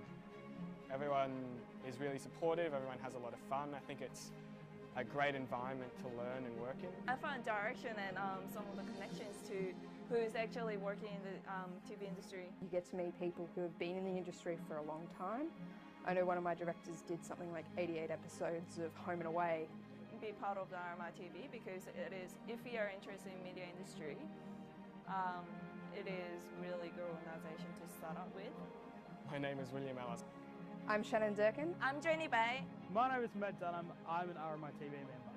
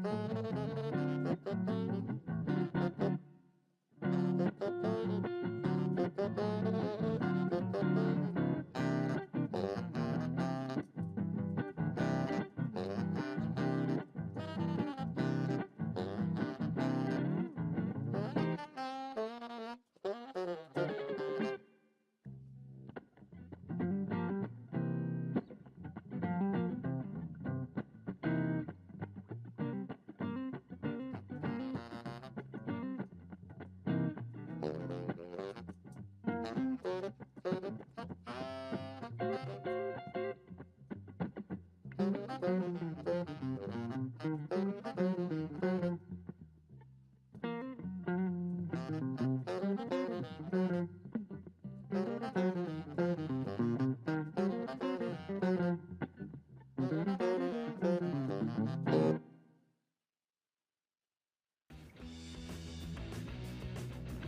my name's Aiden. I am the driver for the MUR 18C, our combustion car for 2018. In the past 2 years, we ran a carbon monocoque, first of all with a chassis. This year, because we embarked on 2 cars this year, we thought for the ease of serviceability and to keep things common across 2 cars, we ran a tube chassis across both cars this year, so that's one big thing. We've only added about 10 kilos from our carbon monocoque as well, which has been a huge accomplishment from the team. We run a KTM 525 EXE engine converted to EFI, which we do in-house ourselves, and it's running just a simpler Drexler LSD, the stock gearbox from the motorbike engine, as well as just a simple final drive that we tweak around for different tracks. Yeah. We're hoping for the best that we can get. We can hope for the best clean driving that we can get. We've found, in the past years that for teams that can complete endurance, it's more important than just trying to go as hard as you can at the start. It's a marathon, not a sprint, especially. So we're just trying to get a clean finish the weekend, get both cars home safely, and just do the best we can. I've done SAE now for a couple of years with the team as a junior, all the way through to the end of my masters. It's taught me a lot, just the practical application of all the engineering skills that we learn, and especially the chance to just compete and drive in a team like this for real motorsport applications. It's invaluable. This is the first year that I've driven in competition, so that I'm going to drive in competition. I think that this year will probably be particularly memorable because of that. But just all the late nights that we've spent in the workshop, the camaraderie that we have as a team, yeah, that's all going to be great memories.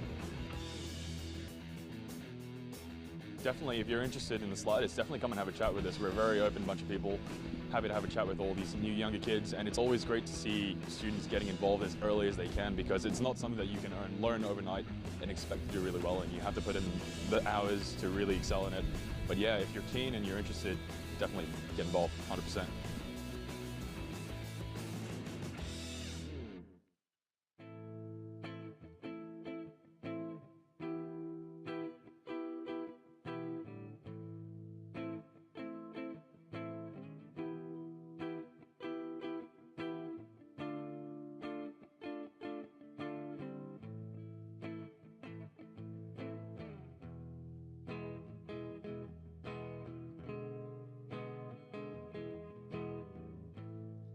You know nothing of the cost. You cannot comprehend the loss. All the sacrifices that were made, the life we lived and loved in vain. We fought for civil liberties, for freedom and equality. Tore the fabric of their lives. We sold our souls to pay the price. You're too young, but you're too young to know. You're too young, you're far too young to know.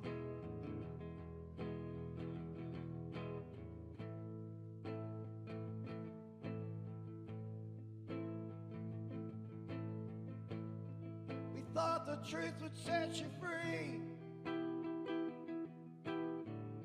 The line we're walking on, the blind we're gonna see. We lost our path along the way, and from that path you should never stray. You're too young, you're too young to know. You're too young, you're far too young to know. You're too young to know. You're too young, you're far too young to know.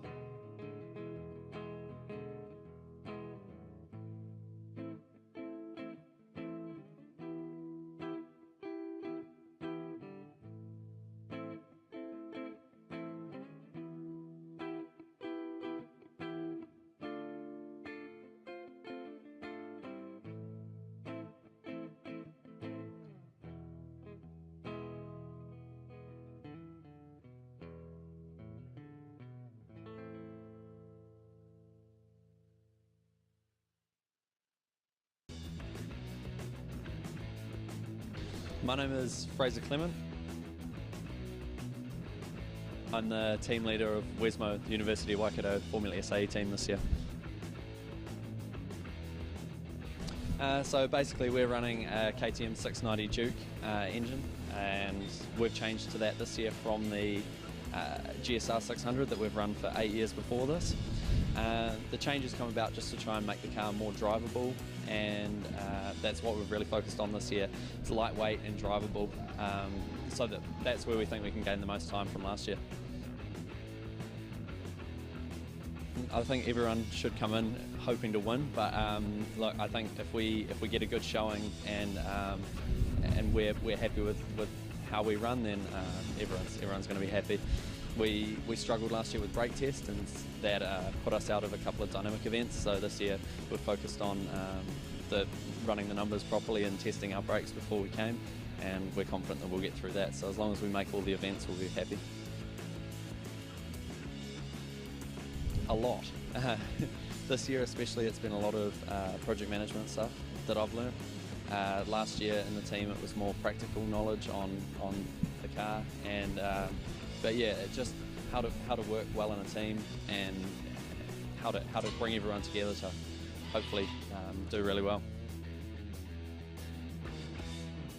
Probably the trips over the ditch to Australia. So this is my second year with the team, so second year coming over here, and just after working for a whole year with the team and then flying over here, and a lot of guys haven't even left the country before they come over here to the competition. I think that's pretty special that everyone comes over and shares that. I think every engineering student should look to get into Formula SAE. Just being able to take a project from design phase, research, right through to building and actually running it and testing it against other people who are doing the same thing by the same set of rules. I think it's the perfect engineering challenge.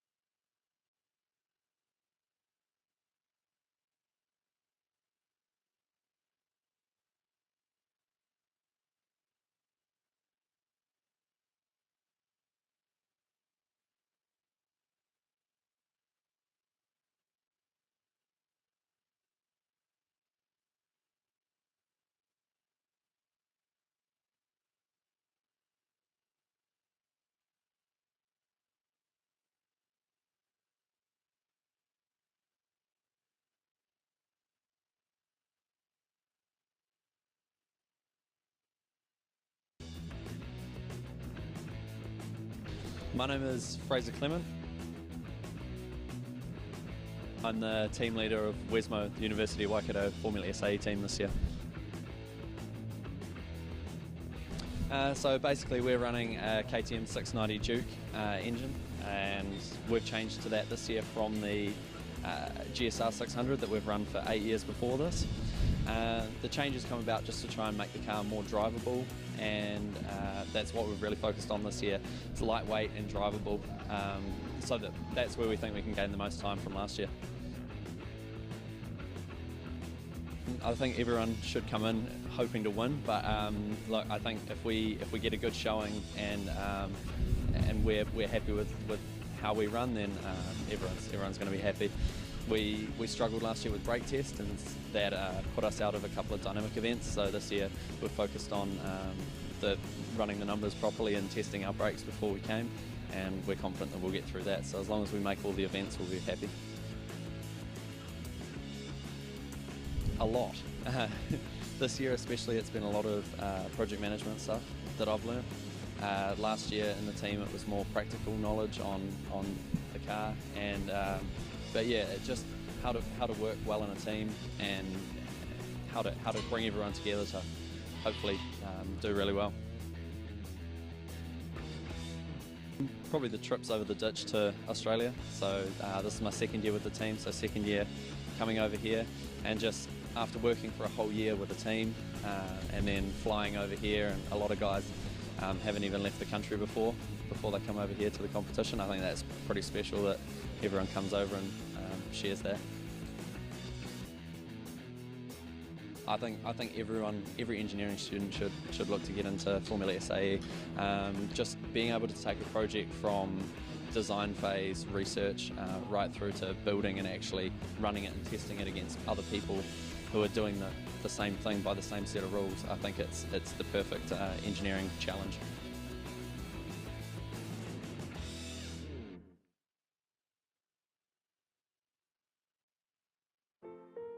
The only people we know that have a live capacity is RMI TV. And especially shows like In Pit Lane or Live on Bowen this isn't a drill.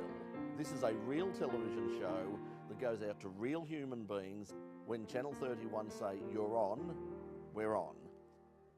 I find that RMI TV members are really, really passionate people, more passionate than any other institution. When I worked with RMI TV, I really thought it was a professional and fun group of people to work with. There's so much variety, the content that RMI TV productions are making, so there's something for everyone. Channel 10 hires people who've been at RMI TV simply because they hit the ground running. I would definitely say that RMI TV members are industry ready, and that's thanks to having industry people working collaboratively with RMI TV. I was amazed by the passionate and professional commitment of the crew. To me, it just showed how good the training had been. Hi, my name is Jehan. I'm Brett Ramsey. My name is Jess. Hi, I'm Tim Ferguson. My name's Lisa. I am Alan Finney. I'm Aaron McCarthy, and I'm a proud RMI TV member.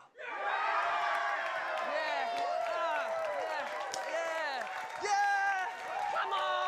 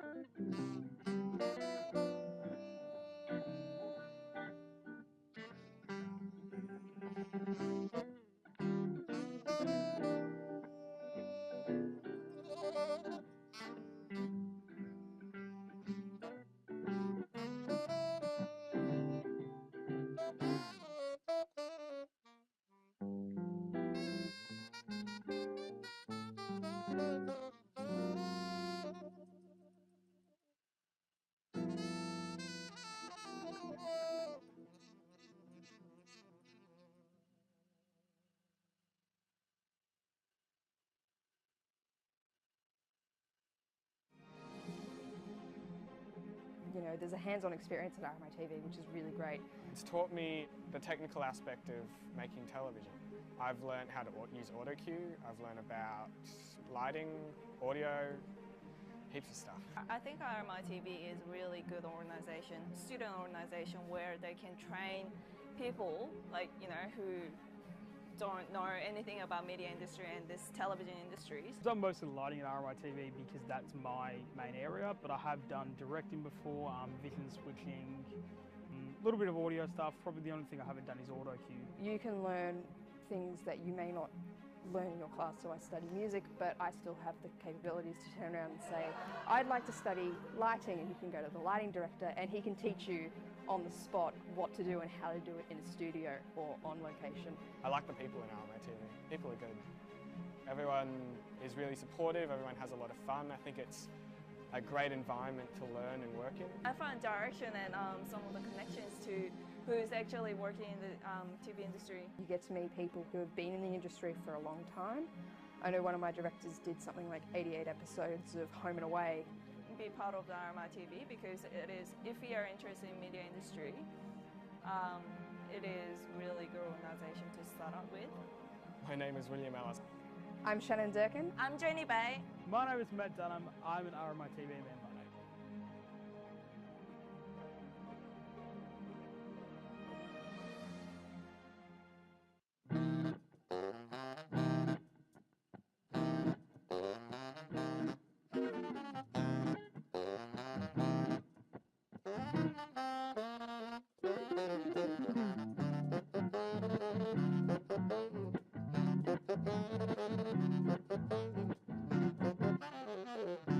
Thank you.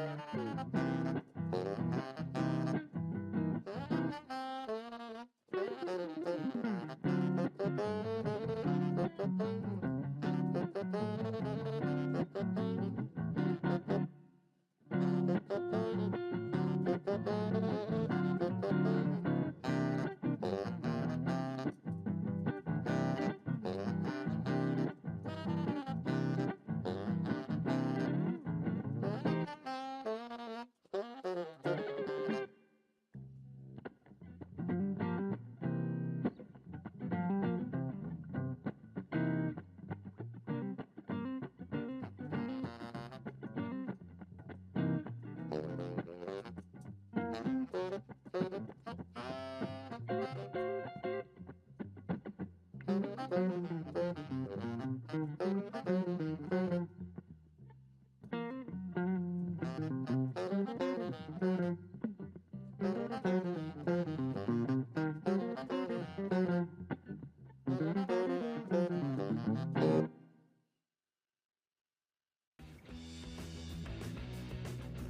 my name's Aiden. I am the driver for the MUR-18C, our combustion car for 2018. In the past 2 years, we've ran a carbon monocoque, first of all with a chassis. This year, because we embarked on 2 cars this year, we thought for the ease of serviceability and to keep things common across 2 cars, we ran a tube chassis across both cars this year, so that's one big thing. We've only added about 10 kilos from our carbon monocoque as well, which has been a huge accomplishment from the team. We run a KTM 525 EXE engine converted to EFI, which we do in-house ourselves, and it's running just a simpler Drexler LSD, the stock gearbox from the motorbike engine, as well as just a simple final drive that we tweak around for different tracks. Yeah. We're hoping for the best that we can get. We can hope for the best clean driving that we can get. We've found, in the past years that for teams that can complete endurance, it's more important than just trying to go as hard as you can at the start. It's a marathon, not a sprint, especially. So we're just trying to just get a clean finish the weekend, get both cars home safely, and just do the best we can. I've done SAE now for a couple of years with the team as a junior, all the way through to the end of my masters. It's taught me a lot, just the practical application of all the engineering skills that we've learned, and especially the chance to just compete and drive in a team like this for real motorsport applications. It's invaluable. This is the first year that I've driven in competition, so that I'm going to drive in competition. I think that this year will probably be particularly memorable because of that. But just all the late nights that we've spent in the workshop, the camaraderie that we have as a team, yeah, that's all going to be great memories. Definitely, if you're interested in the slightest, definitely come and have a chat with us. We're a very open bunch of people, happy to have a chat with all these new younger kids, and it's always great to see students getting involved as early as they can, because it's not something that you can learn overnight and expect to do really well, and you have to put in the hours to really excel in it. But yeah, if you're keen and you're interested, definitely get involved, 100%.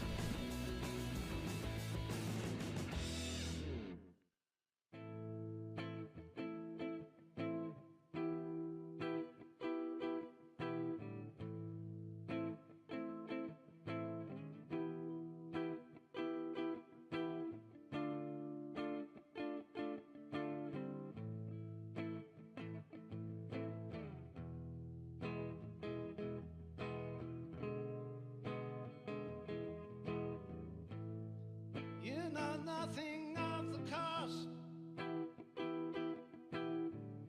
You cannot comprehend the loss. All the sacrifices that were made, the life we lived and loved in vain. We fought for civil liberties, for freedom and equality, tore the fabric of their lies. We sold our souls to pay the price. You're too young, but you're too young to know. You're too young, you're far too young to know.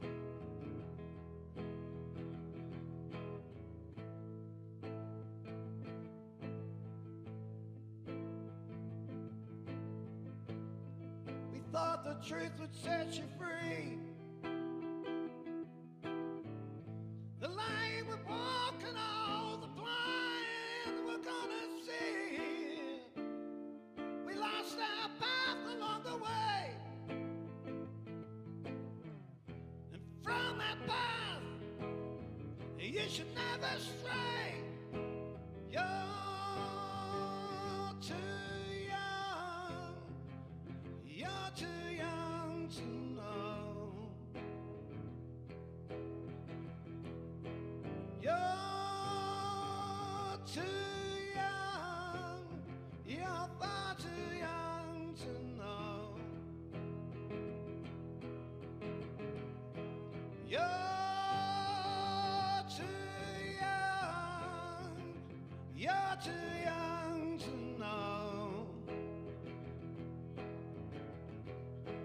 You're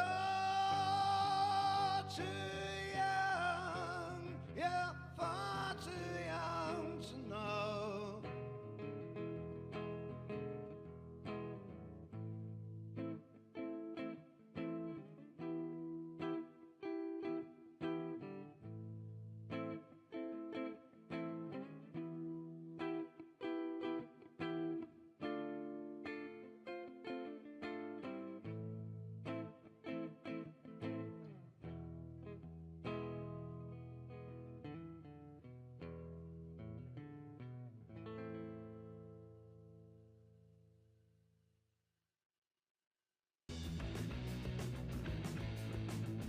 My name is Fraser Clement. I'm the team leader of Wesmo, the University of Waikato Formula SAE team this year.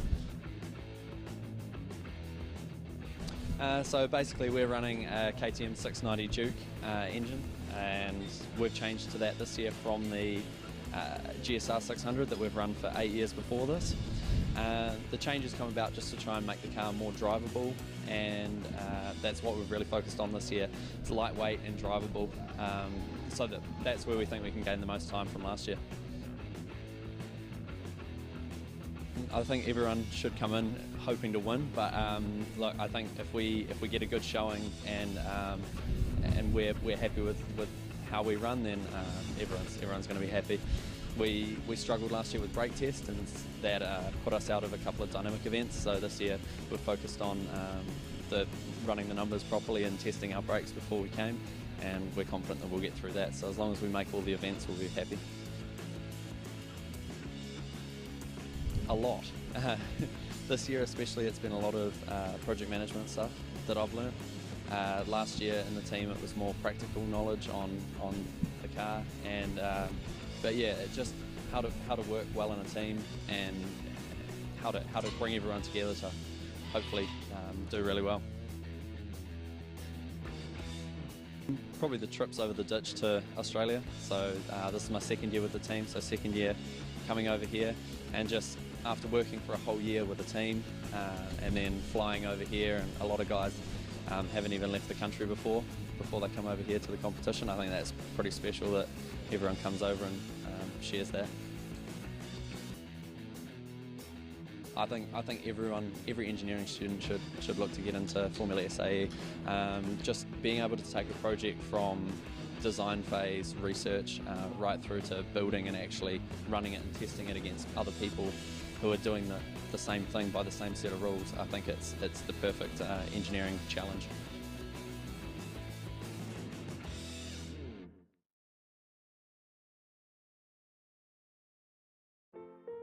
The only people we know that have a live capacity is RMI TV. And especially shows like In Pit Lane or Live on Bowen this isn't a drill.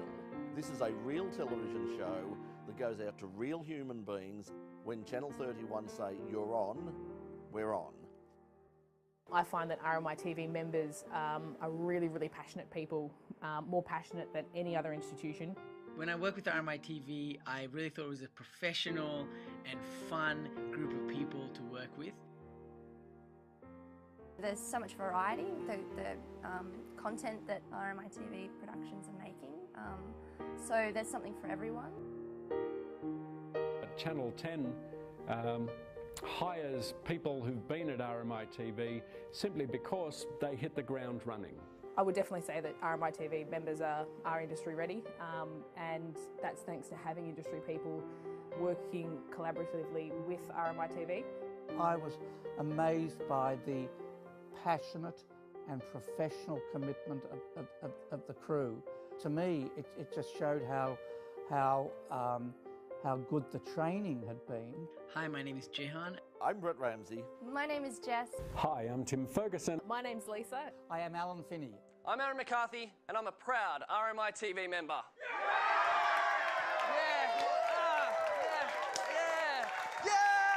Come on!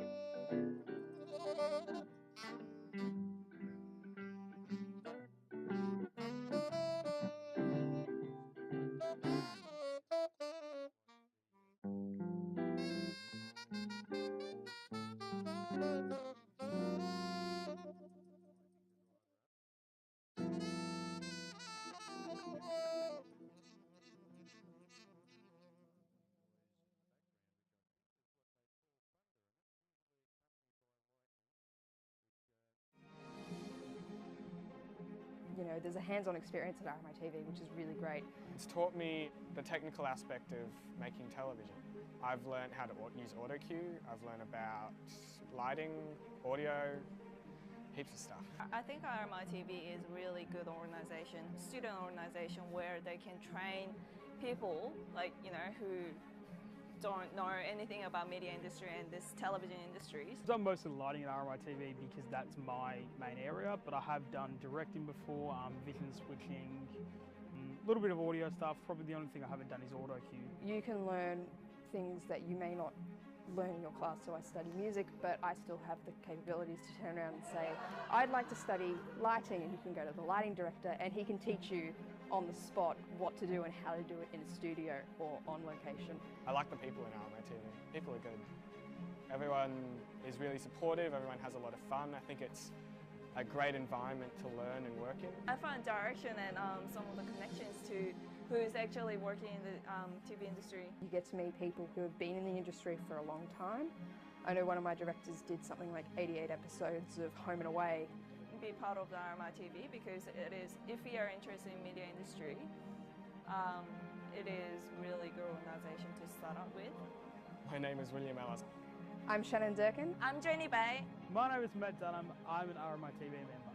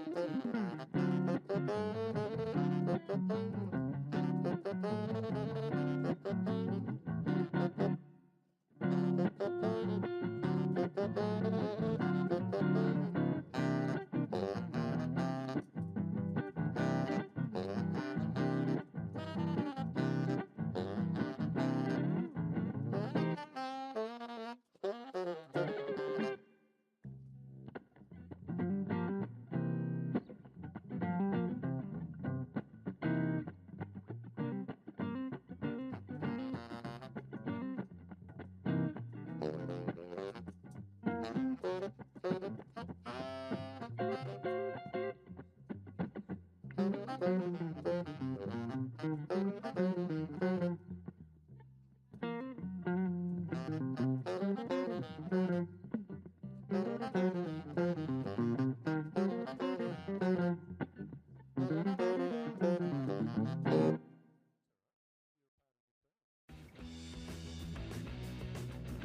my name's Aiden.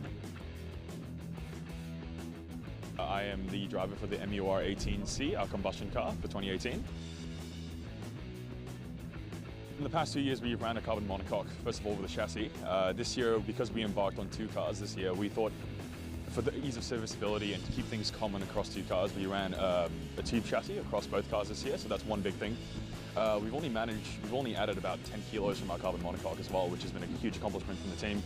We run a KTM 525 EXE engine converted to EFI, which we do in-house ourselves, and it's running just a simpler Drexler LSD, the stock gearbox from the motorbike engine, as well as just a simple final drive that we tweak around for different tracks. Yeah. We're hoping for the best that we can get.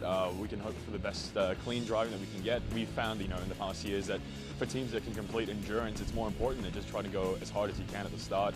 It's a marathon, not a sprint, especially. So we're just trying to get a clean finish the weekend, get both cars home safely, and just do the best we can. I've done SAE now for a couple of years with the team as a junior, all the way through to the end of my masters. It's taught me a lot, just the practical application of all the engineering skills that we learn, and especially the chance to just compete and drive in a team like this for real motorsport applications. It's invaluable. This is the first year that I've driven in competition, so that I'm going to drive in competition. I think that this year will probably be particularly memorable because of that. But just all the late nights that we've spent in the workshop, the camaraderie that we have as a team, yeah, that's all going to be great memories. Definitely, if you're interested in the slightest, definitely come and have a chat with us. We're a very open bunch of people, happy to have a chat with all these new younger kids, and it's always great to see students getting involved as early as they can, because it's not something that you can learn overnight and expect to do really well, and you have to put in the hours to really excel in it. But yeah, if you're keen and you're interested, definitely get involved, 100%.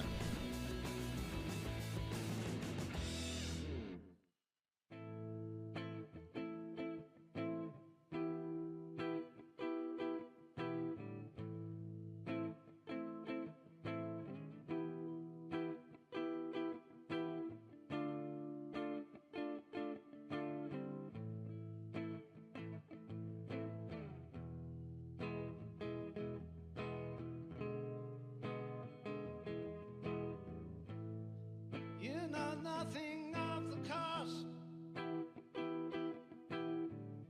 You cannot comprehend the loss. All the sacrifices that were made, the life we lived and loved in vain. We fought for civil liberties, for freedom and equality, tore the fabric of their lives.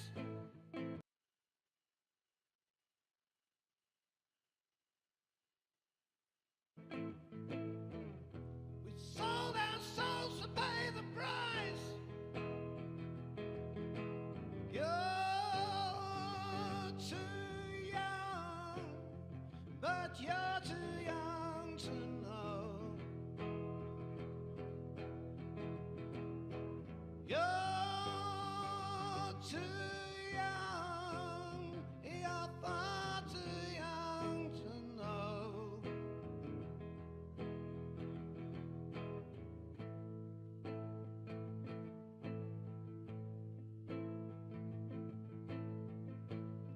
We thought the truth would set you free. The light would walk and all the blind were gonna see. We lost our path along the way,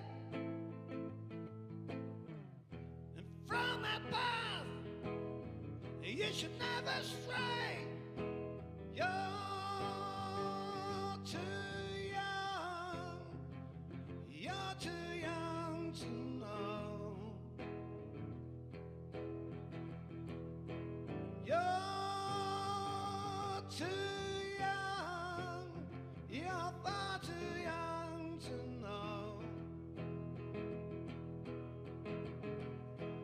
You're too young. You're too young to know. You're too young. You're far too young to know.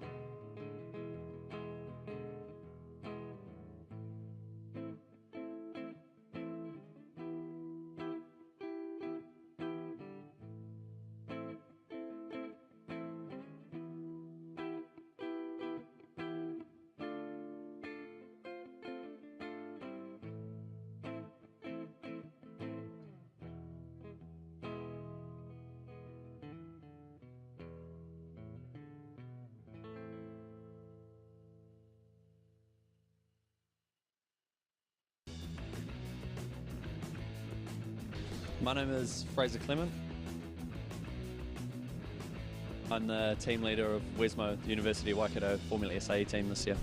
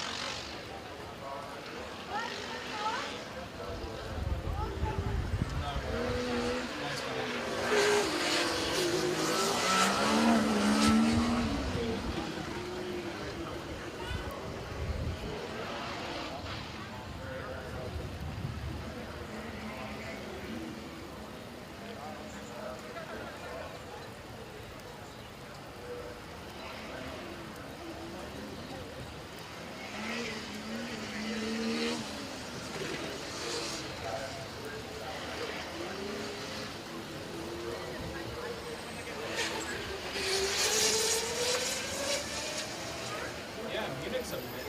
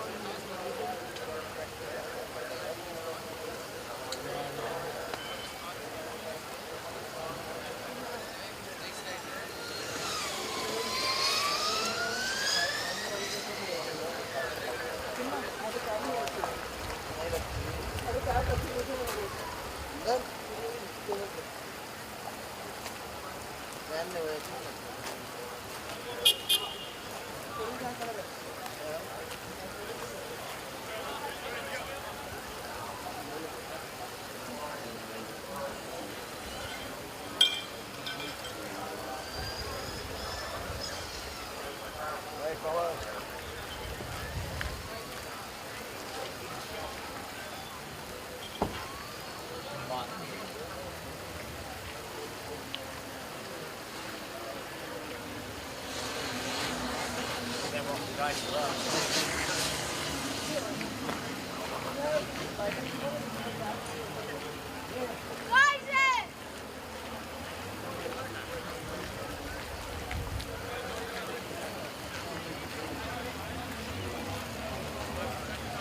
it zoom or does it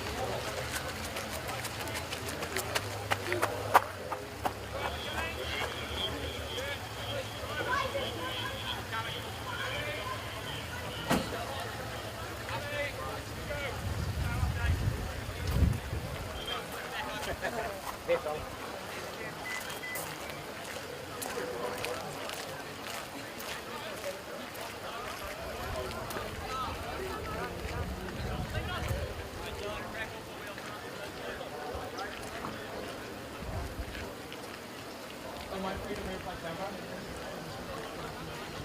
Can you let me, like, can I actually move the tripod?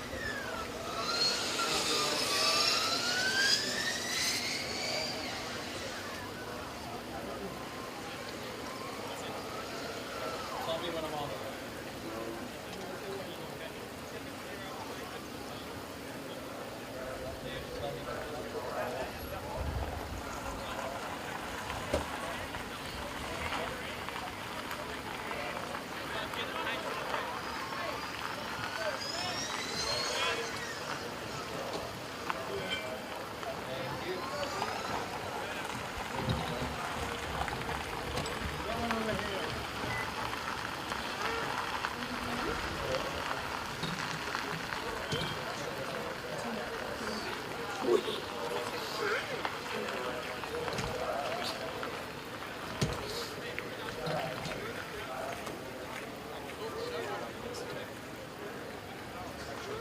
Oh crap.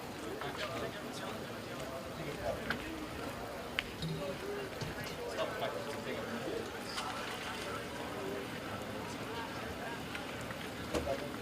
so I put the hole right so that I can get this.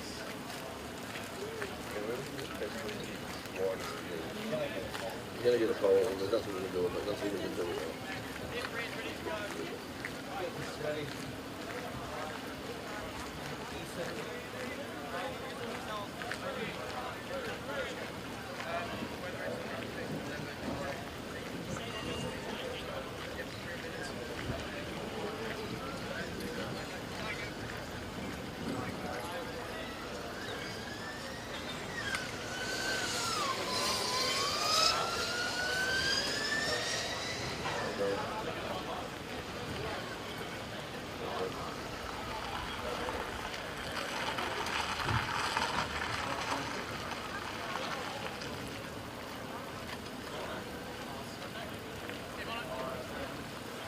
What's his name? Ask Sean.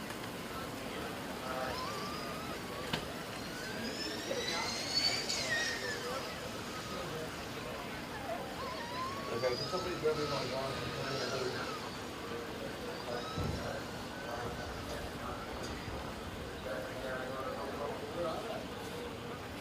Should be by my computer.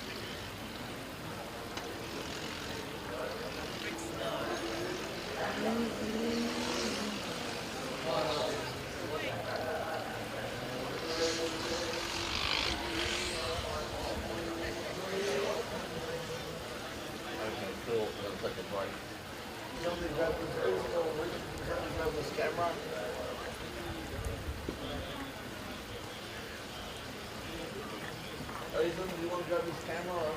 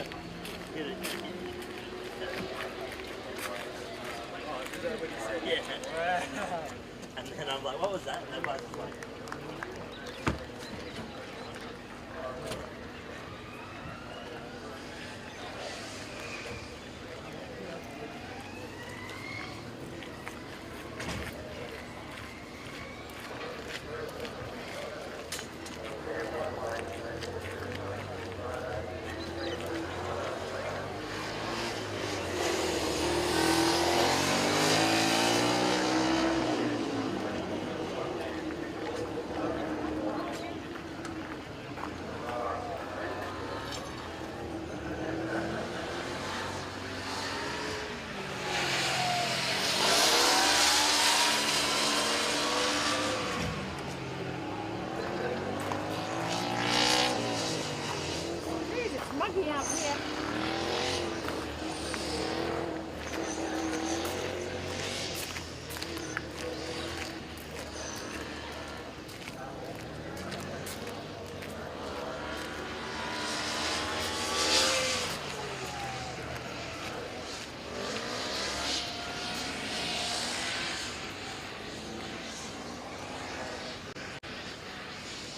Battery one.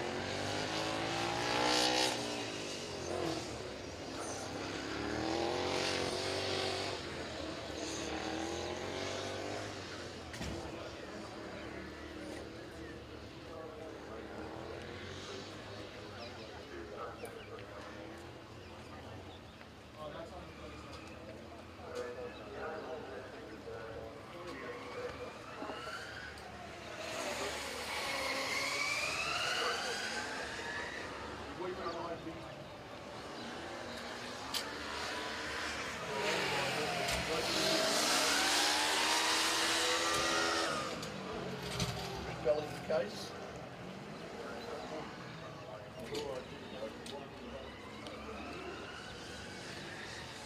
In the car.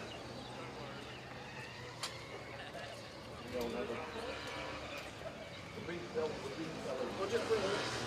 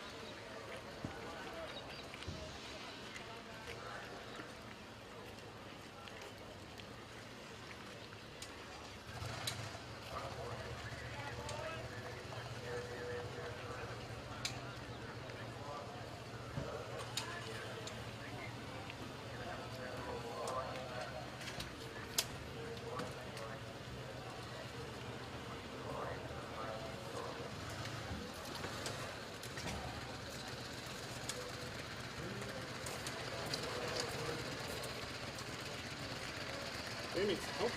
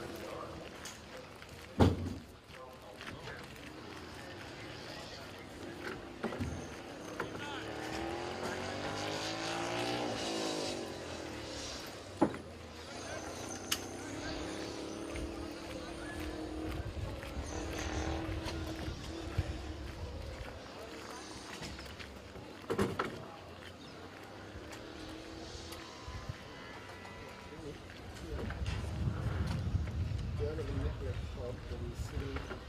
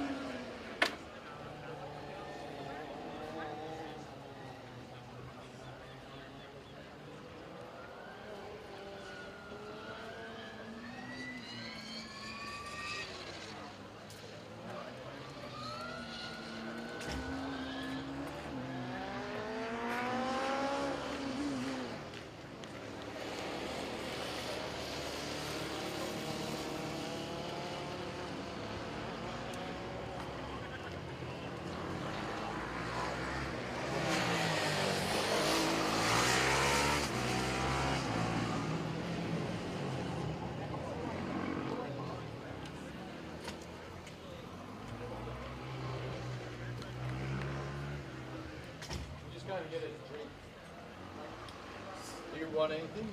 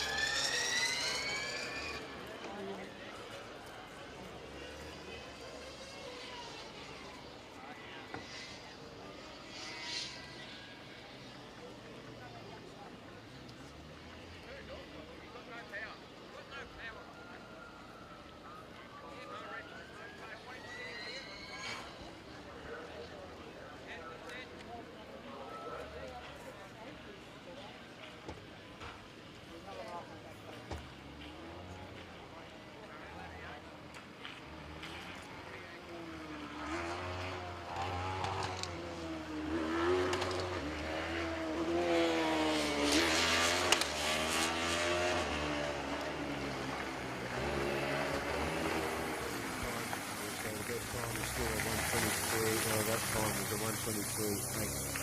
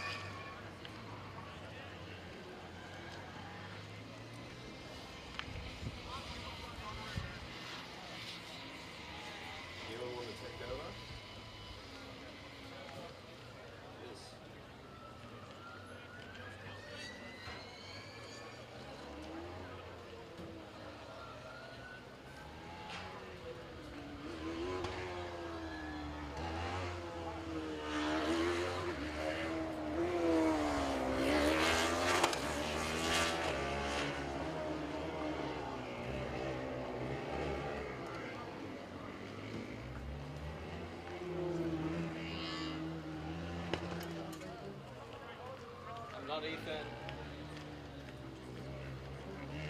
No, I'm not Ethan. I'm not Ethan.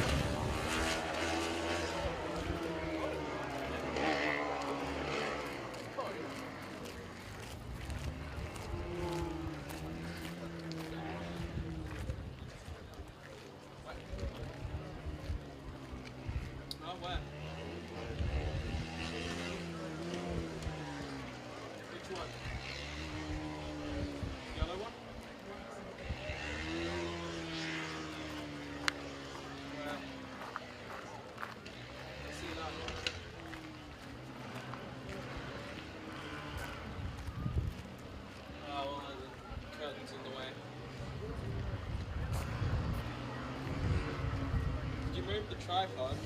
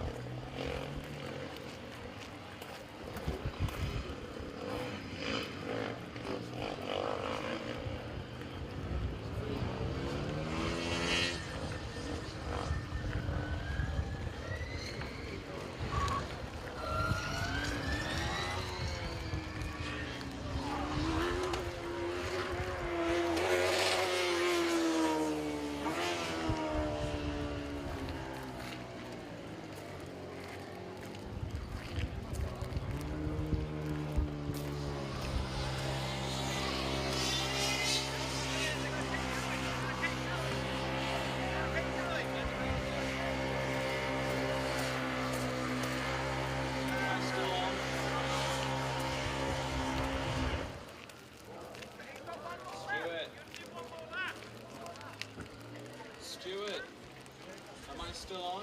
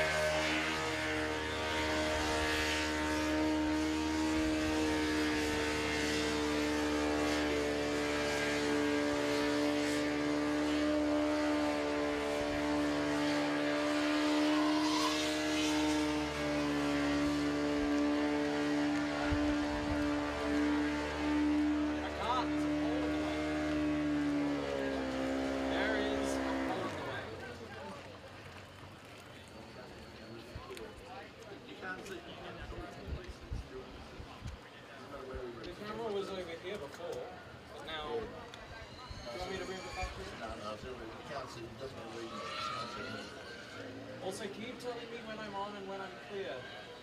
That communication you were doing with, what's his name? The other guy. Alex, yeah. There was amazing communication there where I was telling him, oh yeah, he's good. He's telling me exact shit.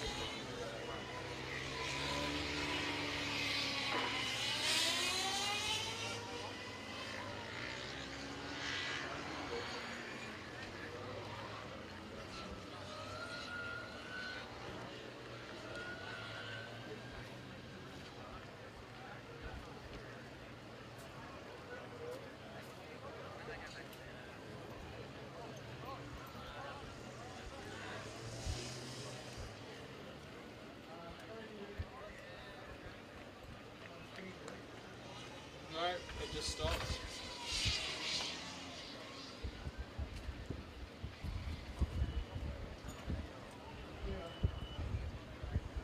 It stopped again.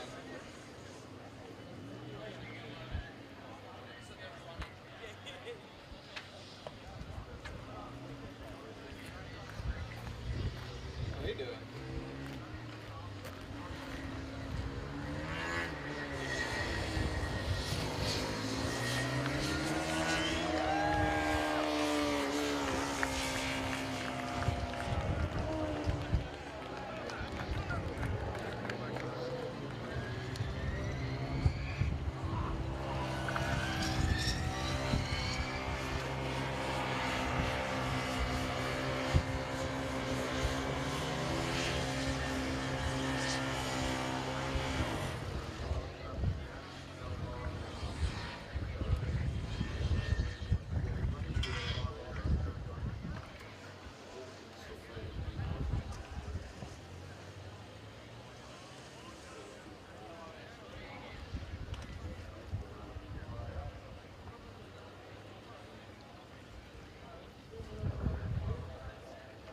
One that's dead, where?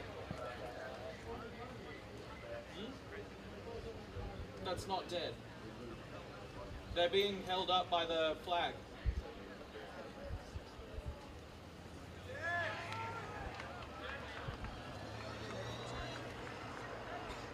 Well, when the yellow flag goes up, they stop.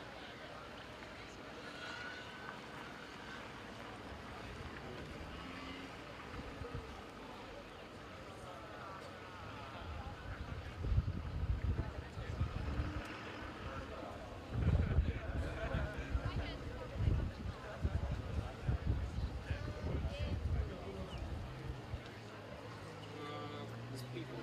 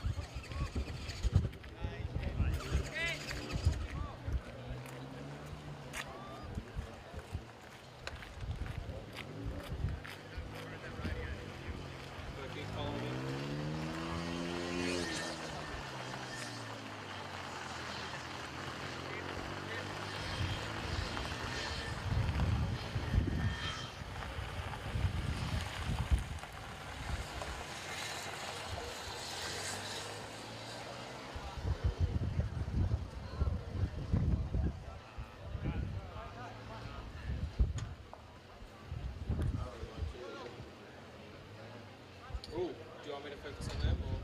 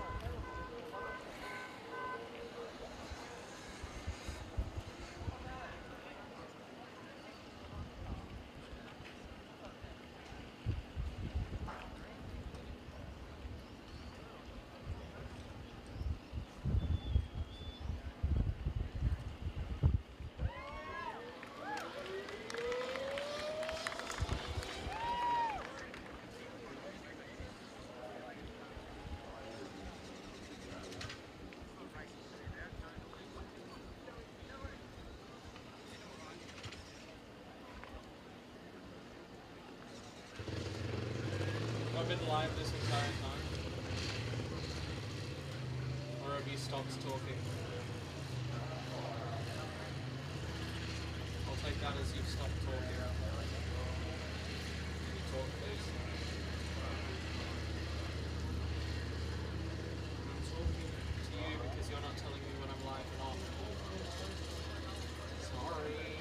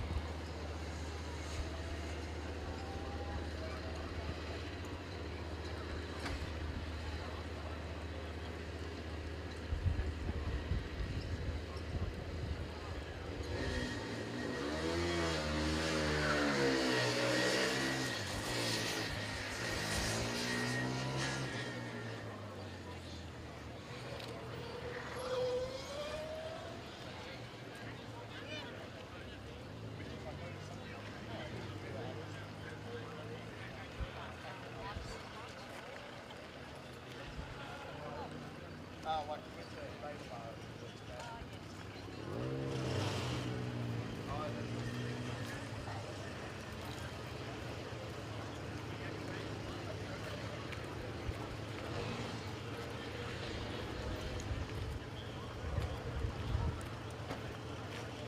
It's still not weird to see that you actually go to the same train.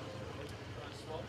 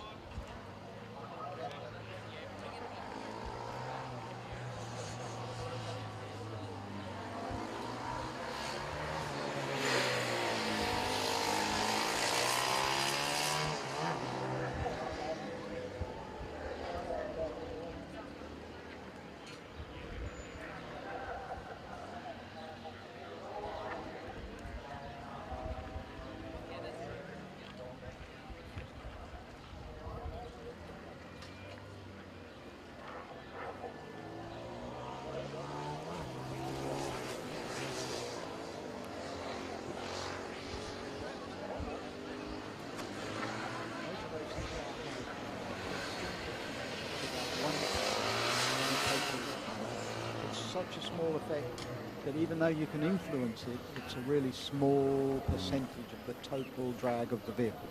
Yep, and you'd mentioned aircraft. Of course, the supersonic aircraft, the surface of those planes is often a little bit different. Now, while we've been talking, it looks to me like RMIT Electric have been putting in a string of really good lap times. So they're looking pretty strong.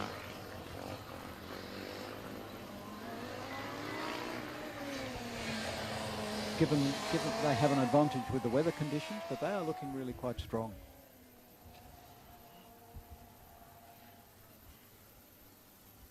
So, Willem, you mentioned Mythbusters. That's actually an Australian-made show. Hard to believe. I apologise sincerely. But they couldn't blow things up in this country as easily as they can in America, so they had to get 2 American guys to host it. True story, because we just can't go blow things up. So at the end of it, you'll see it will be written by Beyond. This is produced by Beyond Television, and yeah, the mob in Sydney produced it for cable TV and stuff.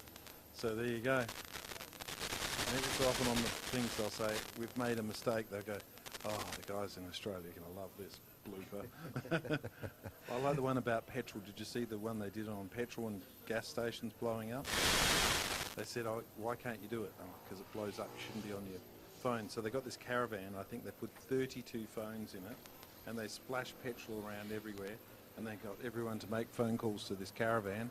32 mobile phones going, they still couldn't get it to blow up. Yeah. So they want to know why. And I thought to myself, I know the reason why. The people in the petrol stations don't want people standing around the pumps on the phone. They want them to fill up and get the hell out of there. Fill up, pay for it. And get out of there. Yeah, exactly. Now, I've got a note here to announce to all of the Formula students to get their golden ticket for tonight's Formula after party. Tickets are available at the cafe now. Cash and FPOS facilities are available. So we'll see you there. Just repeating that, Formula students, get your golden ticket for tonight's Formula after party. Tickets are available at the cafe now. Cash and FPOS facilities are available. Well, there you go. Should be a good night. Everyone will be relaxed. Be a few people wanting to forget about what happened and think towards next year. Absolutely. And I'm sure, Phil, we're going to see you put a change of clothes on and hit the dance floor. It's been a while since I've done the evening 3-step or the foxtrot. What are those things you're talking about? It's called old-time dancing. Oh, okay. I'm an old-timer. That'll be good to see. I'm sure we can encourage you to put on a bit of an exhibition. Ooh, a bit of a wrong line there. Yes, for car 16. RMIT Electric is off the road, I hear. Okay. Oh, it So is it looks too, like being pushed away. That's a little bit sad for those guys. I think the commentator curse this time came from Willem, who said that they've been putting in some fast times.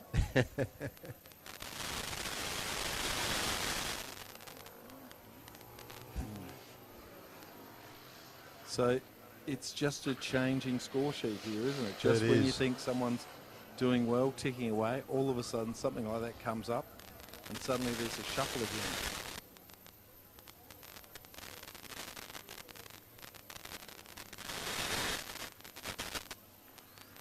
Of course, our scoreboard doesn't quite auto-generate back in the fastest of the slowest times, does it, Phil? Well, that's not the scoreboard. No. It's telling us some times. Yeah. It's telling us some times, and the scoreboard is something that's spreadsheets and things. It's something that you really love, Michael. I like them when someone else makes them for me and input not the formula, just the figures. Yeah, I happen to feel that you're not the formula guy. You're the numbers man, maybe. Put 1 in this box. Yeah, 1. Don't go above 10. But I saw something the other day talking about numbers. There was a chap, I found it on YouTube, of course, as you do. And speaking of YouTube, check out the In Pit Lane channel on youtube.com/InPit. Brought to you thanks to RMIT University Student Union and RMITV Student Television. But Yes, on YouTube there was a chap showing people how to count using their fingers. Most people start off with 1, 2, 3, through to 10. And he goes, no, you don't start off that way. You go 0, 1, 2, 3, until you get to 9. Just the same as a calculator. And absolutely brained it. There's quite a lot. He had quite a lot of stuff on there. He was doing addition by I interrupt 72. this transmission to apologise for film memory that has had a little bit of a lapse in concentration. Oh no, oh no. And it's gone a bit off tune. This person was really good with numbers, and so are these guys out here on track. The teams out here working with numbers. So we've got the RMIT one down here that's about to go out, the internal combustion one. That's down there getting ready. They've got one more car to be launched before they get into it. So car 15 going back into the launching pad area. A launching pad, I like that. It's Yeah, not the that's start line anymore, it's the launching I've made pad. it the launching pad, because this could launch a career. Could too. Also The whole shattered Formula dreams. SAE launches many careers. It does? Many careers. And they are good careers, and these are good people. And how good would it to actually see like a board where some of those people ended up in the careers and stuff that have participated in this, and they've then moved on to this. It'd be really interesting to flip through and go, oh wow, look what this guy ended up doing. I suspect that the Formula SAE committee have probably got a fairly good handle on all of that. It's us commentators that wouldn't know too much about it. It's a bit like a school reunion I went to. I saw this guy standing over there, and he looked like a monk. And someone said, is that a monk? I go, yeah, Tibetan monk. And I said, well, who's he?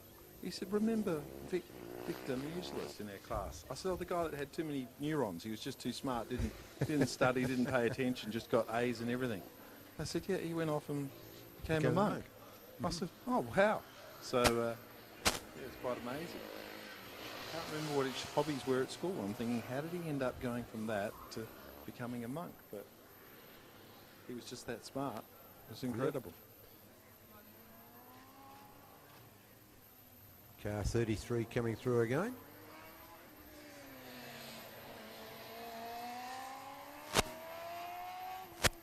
So at the moment, we're our fastest times out there at the moment. Who, Phil? I'll put the pressure on you.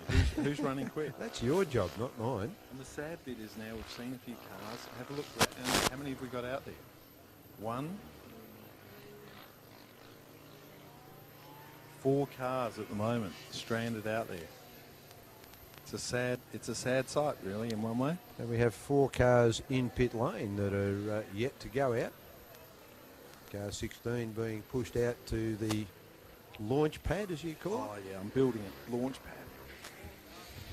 About to perch them on the start line, from which they will attempt to disappear faster than a politician can leave the truth. Now, hang on, what was that quick saying? I don't know, it's gone already. Is the mayor still here or he's left? Oh, I hope he's not still here, he'll be upset with me.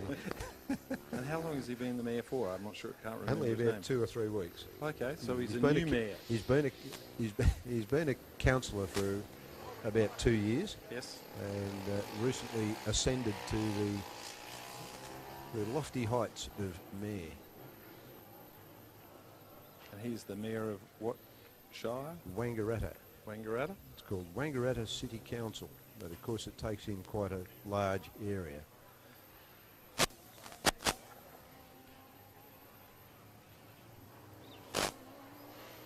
Car 33 goes through again. Being closely followed now by car 21. So is there a catch-up situation happening here? I suspect there is. We've got one of those beautiful little engines revving down there. One of those non-electric engines.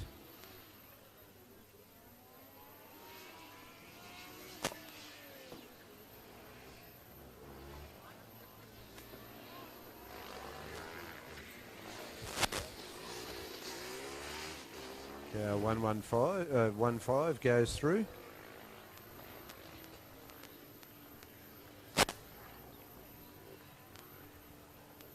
1:32 time. University of New South Wales.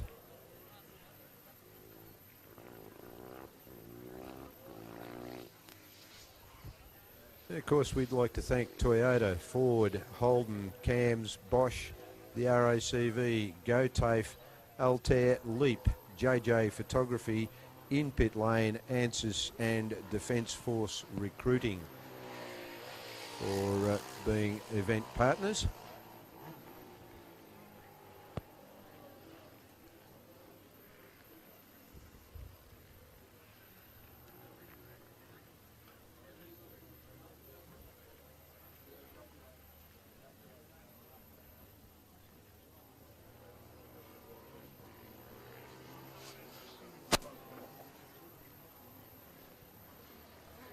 Actually, it's funny you picked up on that, Willem. We were talking about that earlier on the trolley engineering that goes in with the different setups.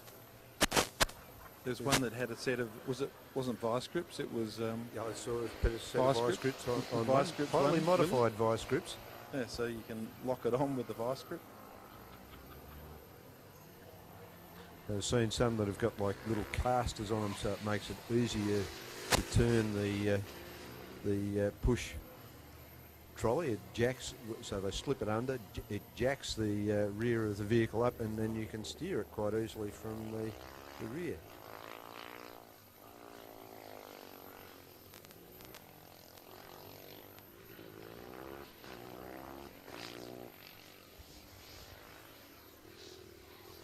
A wriggle to the left and a wriggle to the right. You're referring to one of the cars? I am. Down the back straight. Car 16 works his way through again. So for some of these teams, they're all packed up probably now. Stuck their car back on the trailer and in the box. I don't know about that. I reckon they be mingling around, keeping. There seems to be still quite a few out there on the fence, keeping an eye on the activities out on track. I suppose for those guys going earlier, they're probably keeping an eye on other competitors and thinking, is anyone doing a late charge here?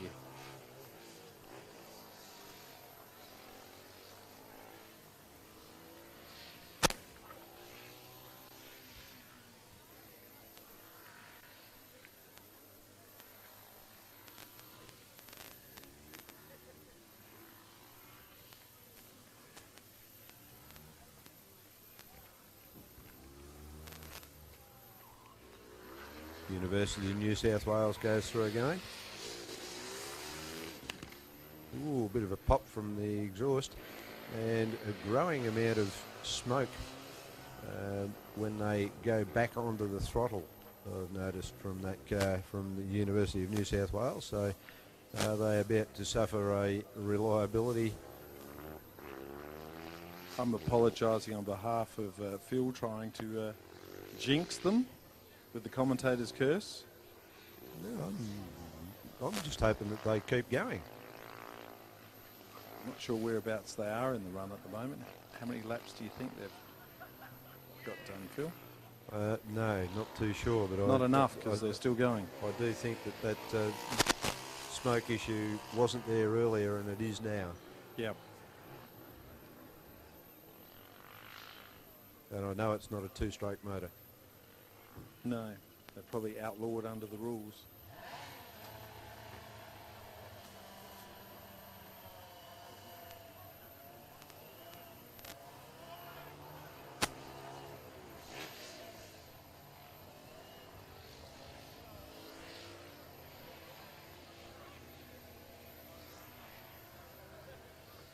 So we've got at least 1, 2, 3, 4, 5 cars still to go by the look of it, Phil. Yeah. Each one of those cars will do 10 laps and then have a driver change and then out for another 10. No smoke that time. Maybe he's been locking up tyres and maybe it's tyre smoke that's been coming up. No, I don't. 9 laps, sorry, yes. You're right, Harrison, correct me. 9 laps each.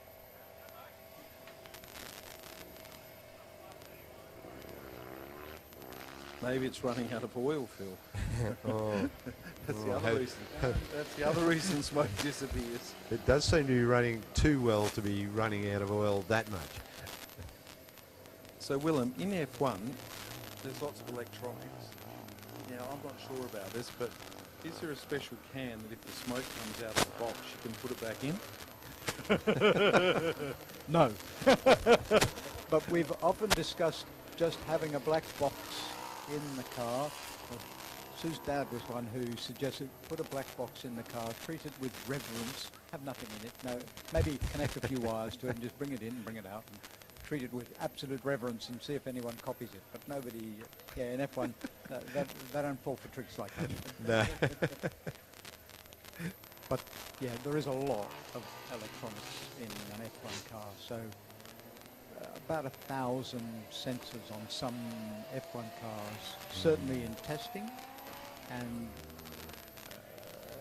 some teams get close to that also in racing. Certainly by the time you get to mathematical channels, there are a lot of channels of data on a Formula One car, because the data just helps you to understand and helps you then to tune the car.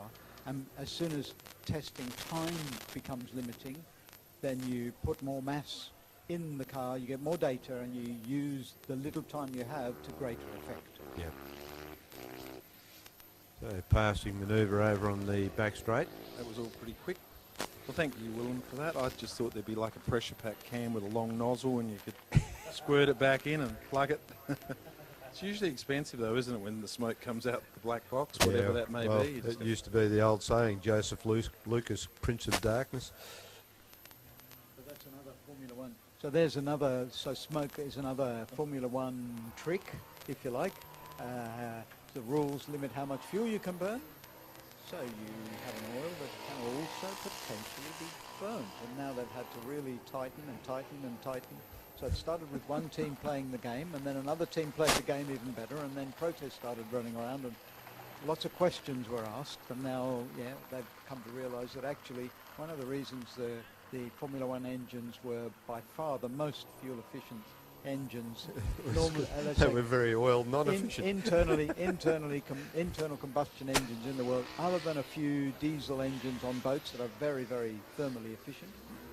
We were cheating a bit on that as well. But now the rules have forced us to stop playing the game of burning oil, and now of course you just have to burn fuel, and they are pretty much the most efficient internal combustion engines in the world, with a lot more than 50% of the power in the fuel becoming power on the ground. Wow, yeah, and that's huge. The best turbo diesels in road cars around might get close to 45%, but F1 engines are a lot better than 50%, and they're racing engines. So it's quite tough to do in racing conditions. Yep, that's brilliant. It's really, really good having you along here in commentary. We just pose him a little question, and out comes amazing answers that no one else in ground level motorsport is going to know, because you've got to have that background in F1 to know all these things. I wouldn't build Willem up like that. I think we've all got mates who know everything. Doesn't matter what subject you talk about, they know everything. You've got to stop going to that pub. Willem might have a bit of cred behind it, but then you think, I'll change subject on this guy to something totally different, and yet somehow knows everything. Nobody knows it. Oh, we've got a car as coming to a soon as you stop. do, you're not going to learn anything else, are you, if you believe you know everything? Yeah. So car 16, few crew now running to have a look there and see what's going on. And it's so close to the wall there, you could easily embarrass yourself with a nudge there, couldn't you? What's going on here? Oh, he's slow. He was aware he wasn't out of control.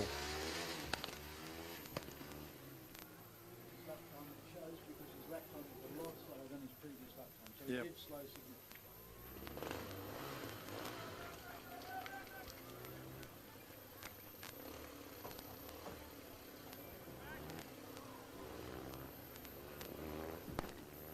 So Willem, with the F1, we had that long reign there of Bernie. Was he good for the sport? I think Bernie created the Formula One that we know and love from the 90s, for example. He really created it, and he made Formula One popular. But I think he had his time, and looking back now, I would say he stuck with his way of doing things for a little too long. Yep. He didn't really have he didn't want a succession plan, and that quite often will happen with a dictator, sorry to say. But he didn't really have a succession plan, and the new owners, I think, have come in. They've started to make changes, and I think it'll take a long time. It'll take another few years before the changes they want to make can be implemented, because of things like the current Concord agreement with the teams, which will be revised and altered. And their aim is to reduce the lap time gain that you can get for spending a lot of money, and to reduce the aerodynamic penalties that are currently there for following cars. Yep. They're doing some, I wish I was allowed to talk about it, but I can't. But Chatham House rules? But I know, no, there's no Chatham House rules here. We're in the public domain, sorry, but Okay. I can't say.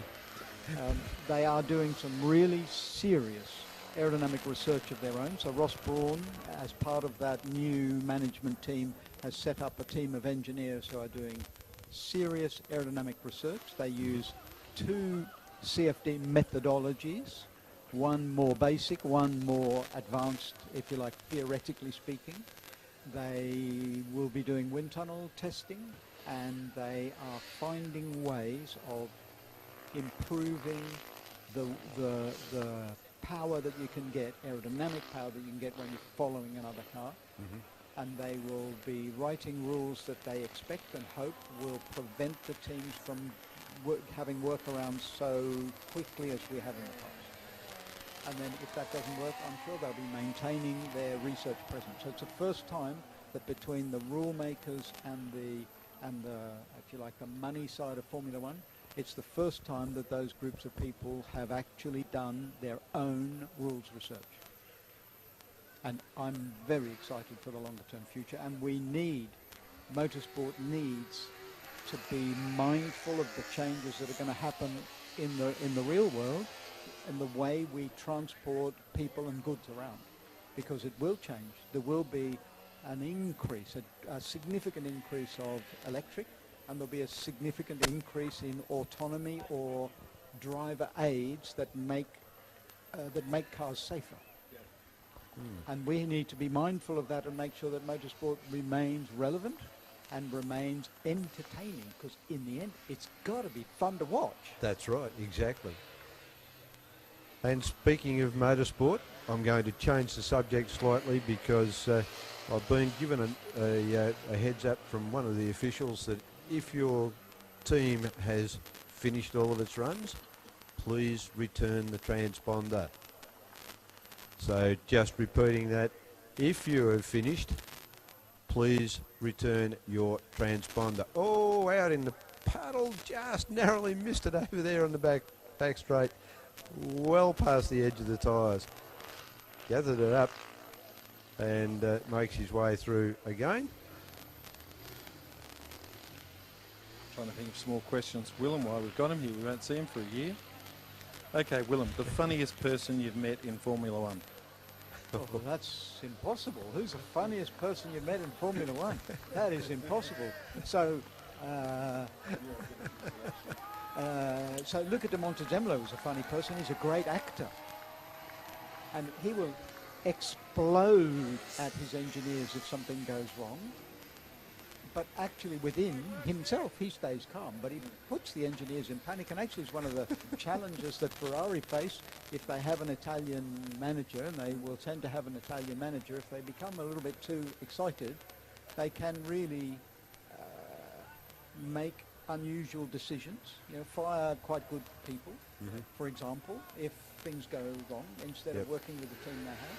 And that's where, for example, I really learned to respect Ross Brawn when he joined Ferrari, that he absorbed all the explosive and fluctuating input that you can get from an excitable boss, an emotionally involved boss, and he absorbed that and gave consistent and relevant output to his engineers, so we knew we just had a job to do. Okay? So he was the filter. So Monty was a funny one, and Flavio Briatore, who I worked for at Benetton. So very difficult. My longest ever conversation with Flavio was when I resigned. Well, I quit. And I had this funny conversation with Flavio. Willem, I don't want you to leave the team. You know what I mean? I thought, no. I don't want you to leave the family. I thought, oh my God, he's talking mafia. But I knew I was going to an even bigger Italian family, so probably I could get protection if I needed it. So that was one of those moments where you think, oh, sugar, what have I done? And did you wear a lot of Benetton clothing at the time? I was wearing a lot of team clothing at the time, but you can imagine when I went to Ferrari, I didn't have any of that anymore. I had plenty of people willing to take it as like Schumacher kit. Everyone wanted Schumacher kit. Yeah. The op shop, you would have been a popular boy. And then different technical directors. Or different technical leaders. I worked for people like, say, a Ross Brawn or a Rory Byrne at Benetton, and he also then worked, I worked for him also at Ferrari, and Ross Brawn, and they are engineers where they'll look for what budget do you have, and they look to find the best way to spend that budget. That's logical. Yep. But I also worked for a while with John Barnard, and he had a really interesting philosophy, and it's one that actually I'd recommend if you can get away with following the philosophy, and that is, you look at what you need, you ask your people, what do you need? You put a 0 on the end of it, in other words, multiply by 10, Yep. and then you stomp your feet and demand that that's the minimum you need to do the job. Then if they give you 20% of what you need, you've got double what you really need, yeah, and all the excuses in the world for bad performance. Brilliant. Yeah.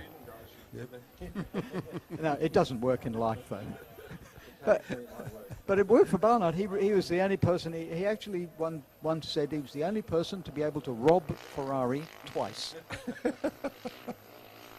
and it's now time I stop digging myself this big hole because someone's going to sue me in a minute. You might not want to go home. All right, now down to race drivers. Which race drivers do you think consistently made the best speeches or the most entertaining, in your opinion?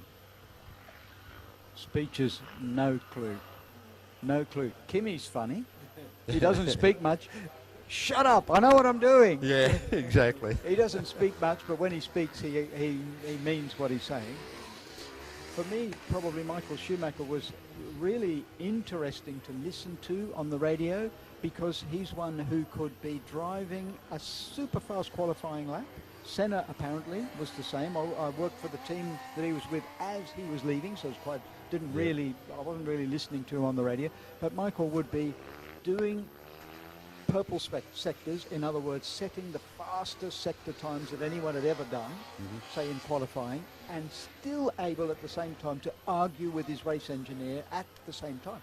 How the hell do you do that? When I'm driving the hill climb car, I'm so busy, I might have a moment, but I can't remember which corner it was at. I'm too busy looking at the next corner. This guy would just calmly argue with his race engineer whilst driving absolutely on the limit. And a staggering capacity, almost as if he had one brain doing the negotiation of the drive with his race engineer and was driving the car virtually autonomously, virtually by instinct. Perhaps the car was just too slow. No, he was setting pole position, so it wasn't that slow at the time. No, I've heard nothing. Everyone in the family is staying completely silent. So for me, that's not great news, but okay, you've got to respect. They've got to have They've got to have their time and their privacy. Now, I just want to cut back and remind the students, the Formula students, to get their golden ticket for tonight's Formula after party. The tickets are available at the cafe. Cash and F-Post facilities are available. And also, if you are in a team that has finished your runs, return your Dorian. You do that so well, Phil. I don't reckon you're going to get away with your photocopied tickets tonight. Don't try it. There's penalties for that. Oh, we've got something happen down the far end here. Yeah.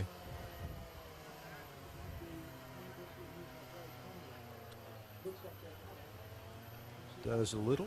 Willem's trying to identify the car at the moment that stopped. He thinks it might be the car 6, the Canberra car Yeah, of I the think it might ADFA. be. Let's have a look at their crew. Their crew staring down that way looking concerned. Yep, we've seen gentlemen running down looking. Yep, I reckon you've correctly identified that one. And the first car is being waved through, so the other two will make their way gently down towards there.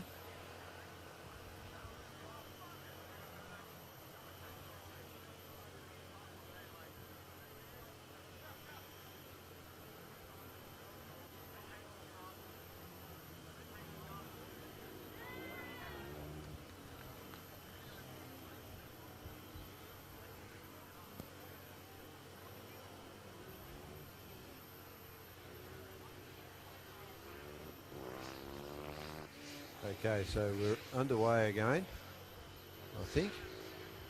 Yep, the cavalry vehicle has... the yellow flag's still being displayed down there, so the... Oh, I see, there's, they're pushing from behind the second lot of tyre barriers, and they're moving the vehicle... Behind the cones there, I think, out the way. Yeah. So our track is still littered with broken dreams. Sounds a bit dramatic, doesn't it, Phil? Does.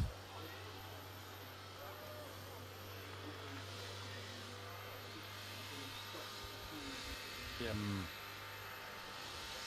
Harry, get your little lens on and tell us what number car that is out there.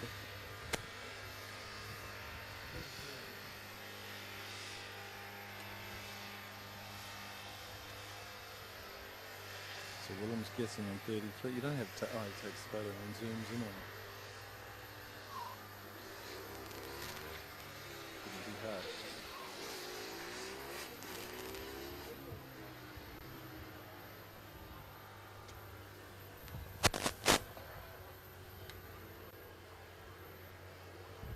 So it's been a fantastic weekend. We've had challenges, we've had weather challenges, and these crews have all got together, and this endurance, though, is the test that seems to really make a difference, doesn't it? Some of the guys did it really easily.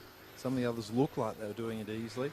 But we've got these little cars stopped around the place there.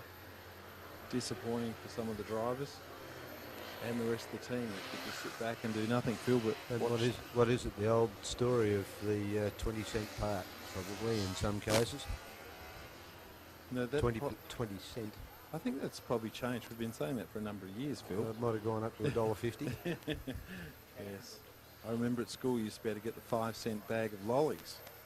I don't know what you'd get if you went in now and asked for a 5-cent bag of lollies. You might get the paper bag. I don't think you'd get the paper bag for 5 cents.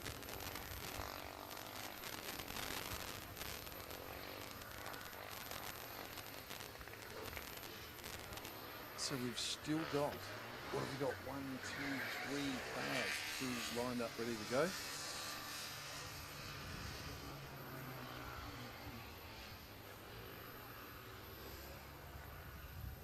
Willem's reported that RMIT are up and away. Nothing wrong with combustion engines, they will make sound so good. The only thing I don't like with combustion engines is when I'm driving along in my car half asleep and some gentleman with a huge beard and long hair goes past on his Harley with no mufflers and scares the kajibas out of me. I did ask a police officer one time, I said, why if my car had an exhaust like that, would I get picked over? And you don't pick over that guy driving the Harley. He said, would you?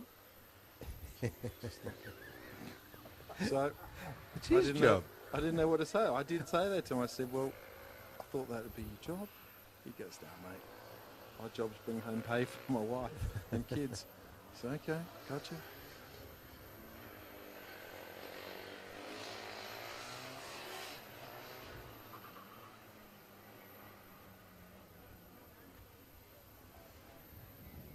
Okay, 21 makes his way behind the tyre barriers, wriggles around. R97 making his way through the start-finish.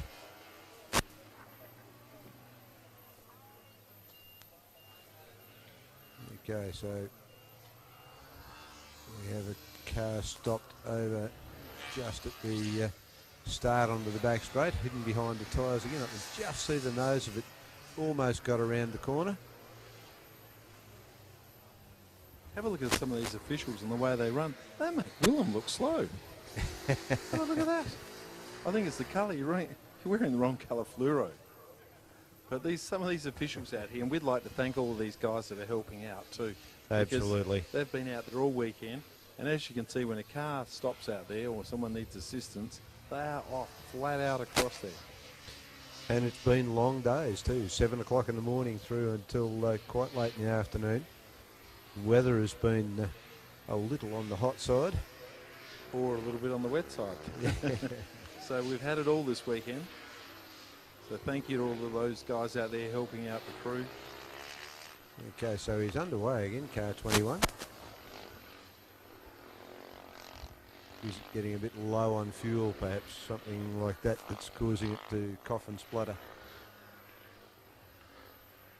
Phil, when I get to this stage of the afternoon, I get a little bit delusional and don't realise anything. I was looking down at that trolley down there, the one in camo, and thought, what cool wheels they have on it. And then I realised they weren't actually attached to the trolley. You can't see for those guys standing there, but they've got the wheels and the Hoosiers on there, and I thought, wow, that's a pretty nifty looking trolley with the big wheels. And tandem. I thought, how cool's that? But no, they were just resting there. I saw the casters underneath. You are definitely delusional. It ruined it for me, but I thought that would be like a bit of toolbox bragging. Check out my wheels. Car 12 across the line now, which is the RMIT University car.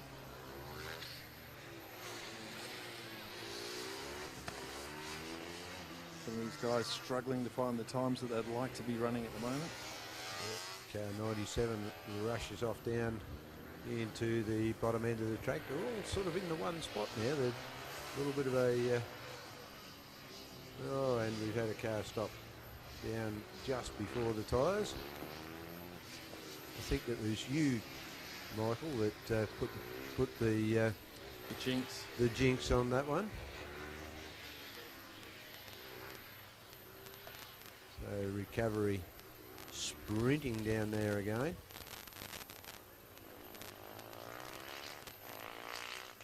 And they get down there, and how's he going to go?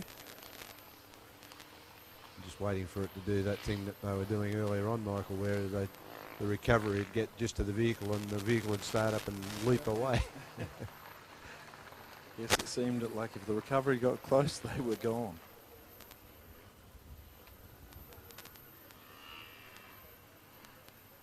Remember, all of the members of your teams out there, if you have finished competition for today, you need to return your dongle.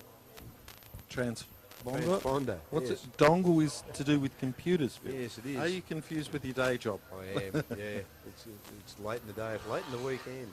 Any clone dongles? You can. There you go. I've seen them for sale. Full AutoCAD dongle available. I don't think they're legal. I don't know whether they'd work. You're looking in the wrong places if you're looking for those sorts of ones.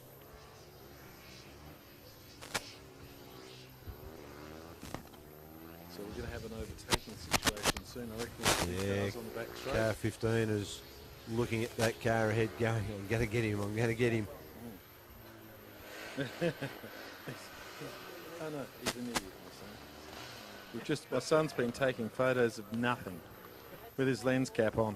He's wasting your film. Yeah.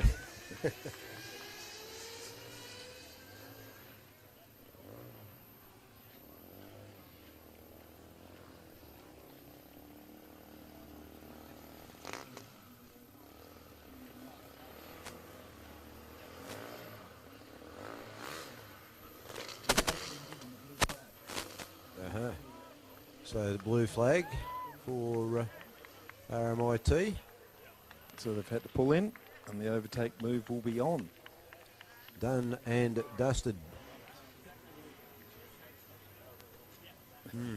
So Willem just commented on the two different downforces approach in this event. Car in front with very little, but it's just overtaken the car that has a reasonable amount of downforce. Oh, hang on. Something broken on the car there. Thumped the Driver wheel. upset. Looking very upset. It appeared that when he's steering? gone to turn, that he just wanted to go straight ahead.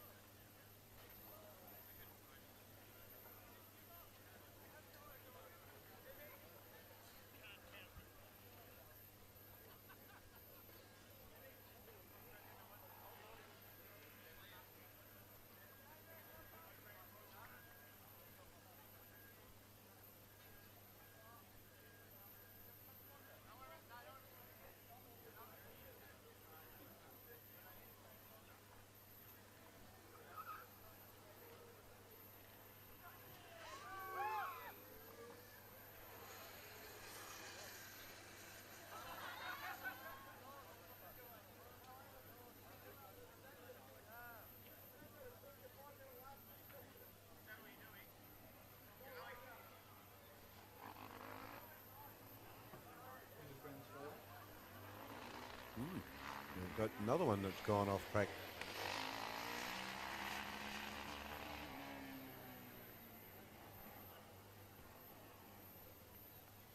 Now, interesting, Michael, I'm not seeing any more vehicles that need to go out. So it's looking like we're getting close towards the end of this.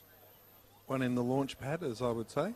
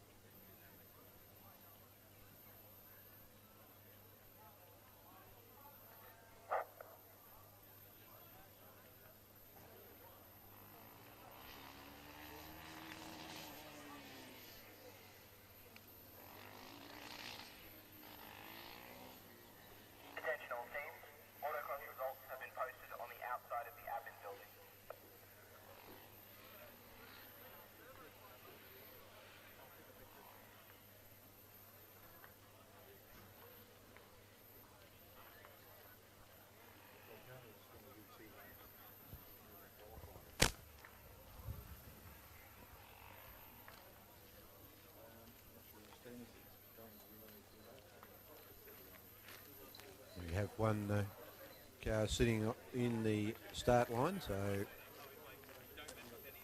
we've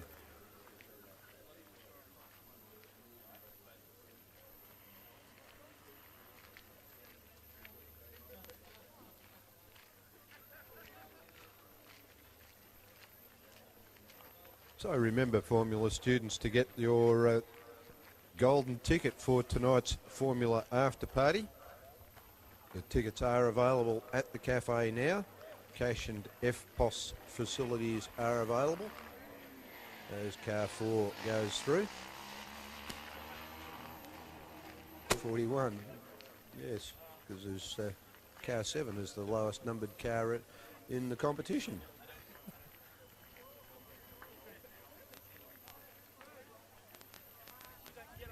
Quite nimble around the back. Onto that back straight. And car E85 underway.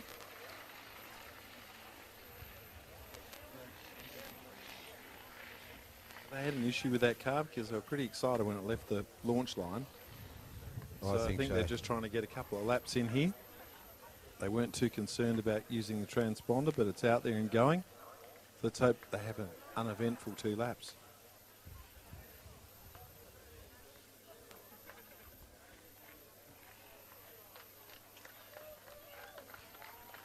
A lot of encouragement there from their team members.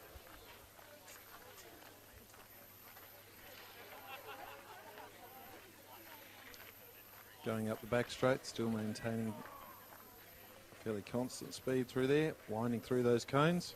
Absolutely. I reckon when they go past, watch the guys get behind them and give them a big cheer again.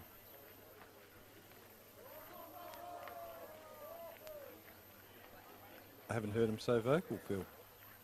Neither have I. I think they've been on the Car raspberry 41 cordial. Coming through again.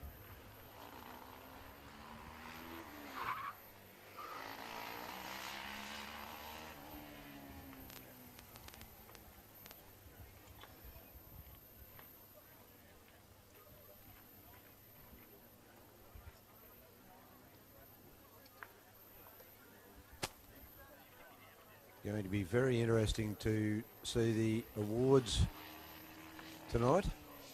I'd hate to be one of those people compiling all the points and checking, cross-checking. They will be sure busy it's with all their right. little spreadsheets, pushing in numbers, the spreadsheet thing that you're so good at there, Michael.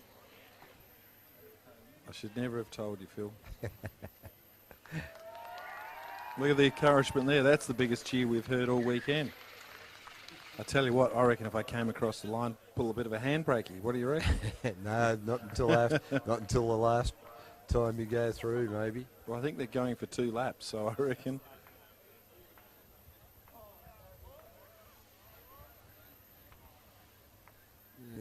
It's come to a stop down behind the tyre bundle, unfortunately. You put the kibosh on it, Michael. Well, they're still pretty happy with that effort. They got a lap in. Yep. Well done, guys. Well done. In fact, well done to each and every single team member of every team out there. What a stunning effort. Car 41 goes through again.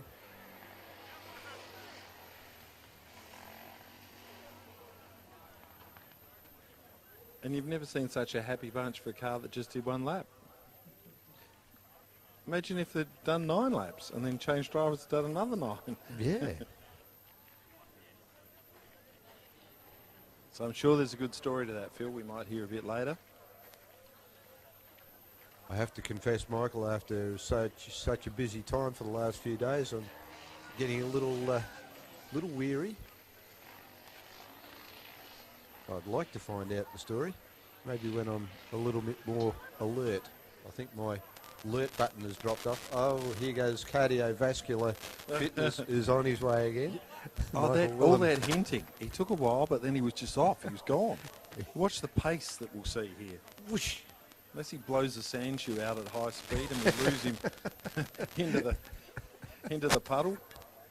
So Willem's gone down to find out the reason why. There he goes. There's our runner with the pink fluoro, number 1 on the back. We haven't had to replace him yet. He seems to be doing a good job. Now, we may lose him for a while because he'll probably get deeply engrossed in a discussion down here about aerodynamics of all things.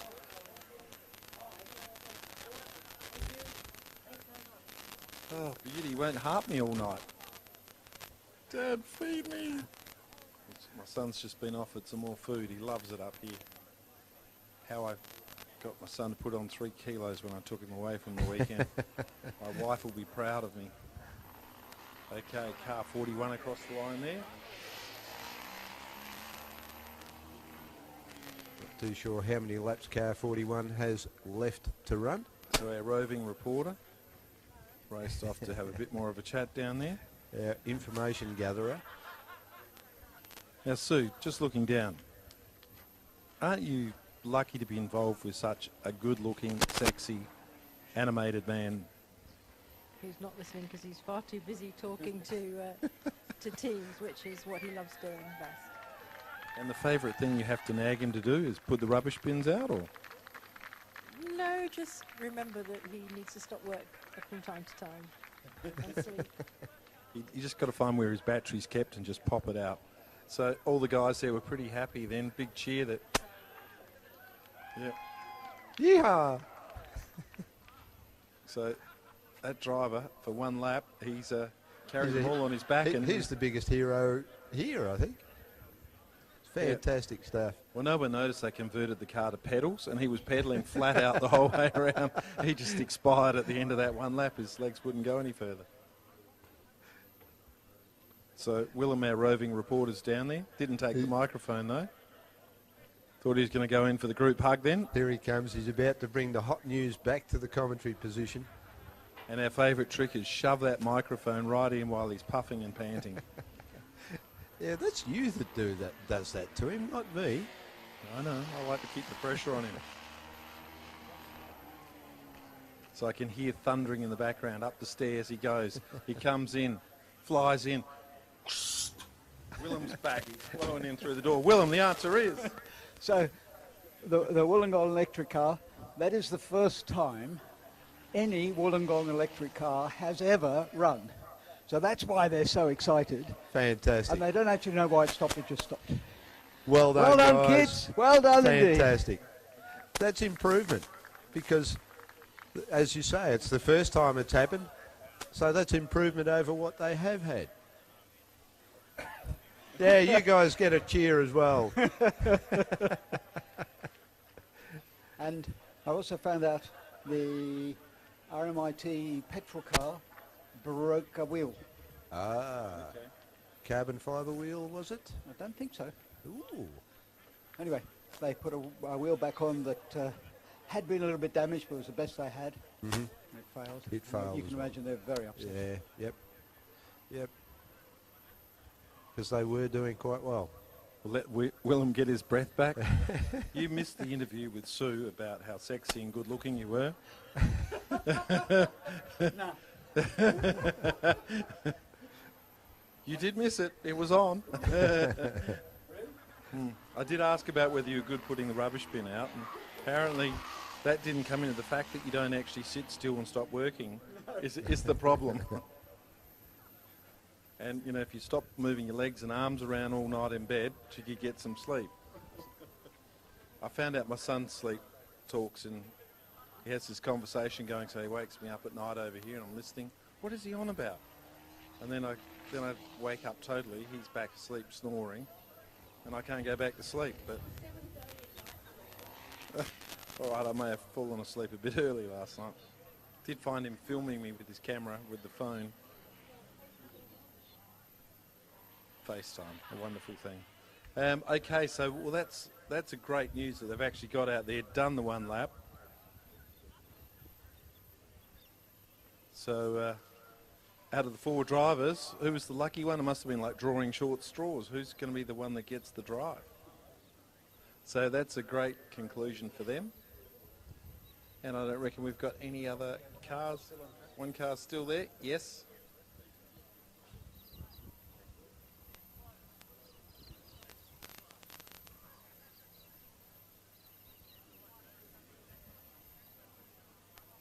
Fellow commentator Phil Memory's all excited about his daughter's past uni.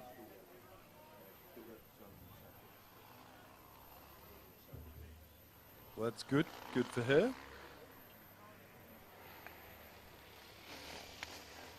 That's the last car now, coming into the pits for a driver change.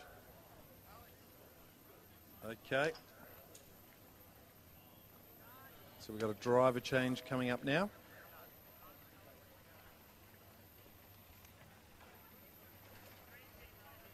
Coming in for the change, being beckoned in.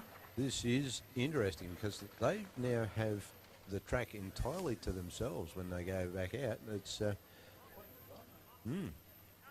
and look at the track condition, as dry as. I don't think there's any more rain coming. Harrison, if you'd been smart, you could have pinched a little uniform down there and you might have been able to just slip in.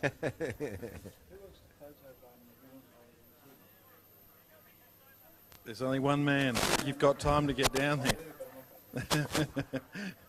Throw yourself into the pack and see if they catch you. We're looking for photo bombers for this shoot to come over here and race in. Anyone want to do a photo bomb? No, they're all very respectful around here.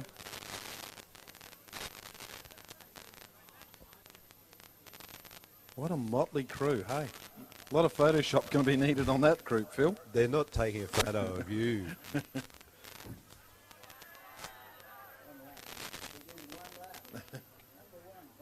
Yep.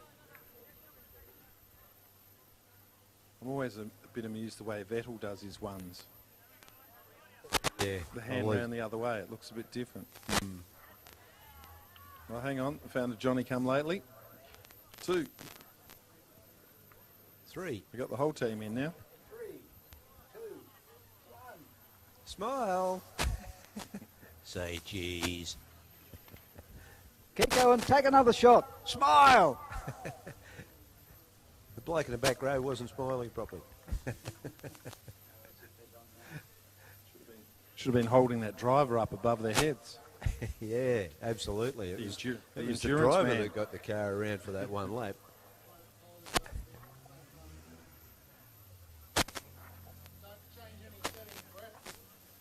Okay, so we're doing our last driver change now on our last car, car 41. They'll be back out on the track for a flying 9 laps. No, it should happen fairly quickly. This could be the fastest driver we've seen all weekend. You never know, but we're about to find out that answer. Probably go a lot faster if somebody went out there and moved some of the cones, didn't have to do the left and right and brake. And That would be. I think that might be called cheating.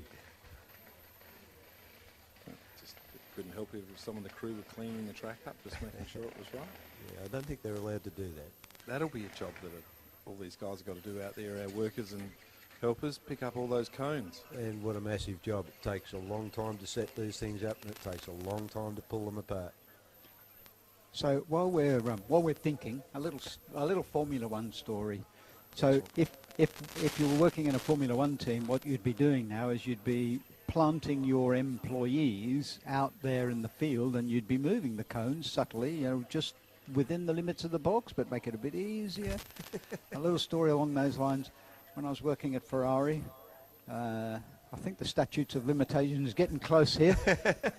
When I worked at Ferrari, when teams went to either Imola or Monza, circuits in Italy, then they would help out the organisers by supplying people who could work as garage marshals to stop people going in and out of garages who weren't part of the team. So they would be effectively drawn into the team and given cups of coffee because they were guarding the door on behalf of the teams. But of course, they were actually Ferrari employees, designers. Me, of course, I wouldn't ever be able to do that because I'm too well known. Yep. But all these tricks, all these games used to be played. Nowadays, it's become a bit more professional and people are onto those tricks. But yeah, it's a funny game. Motorsport is funny. Oh yeah, yep. And some people take it way too serious. And Willem, along those lines is in water skiing, There was a doctor who took up water skiing at 41 years of age, and he started breaking records on his own ski lake. Everyone said, this is amazing. And it wasn't until the world record holder at the time was standing at the end of the lake, and it was the doctor's turn to ski. And it was the slalom competition, and he noticed all the boys suddenly were moving in closer to the course, so he had a pulley system underwater hidden so he could shorten the course and make it narrow. So he's gone out there in front of everyone in the world and just broken the world record. Where is he? We want to employ him in the Formula One. Yeah, that's a new idea for the track. And he was selling vitamin tablets and saying it was because he was such a good skier because it was the vitamins he was selling. So he was selling zillions and billions of vitamins to all the water skiers going, I need to ski like the doctor. And everyone goes, he's got no style, he's got no form, how does he do it? Unfortunately, he's now facing a life ban, so... But I did like his ingenuity. He was a bit Made like... a lot of money out of placebos. He was emissions. Dirty car, dirty Doctor car. of emissions. Yes. I think that's the only famous one in the water skiing industry of the super cheating. I'll tell you what, the driver of car 41 is having a lot of fun out there, flipping the car sideways, making the tail end of it wave like a windscreen wiper on an old Zephyr or something. Maybe not quite so much down the slalom, but when he came around the end of the tyres onto that back straight, you certainly had the back end of it flipping around.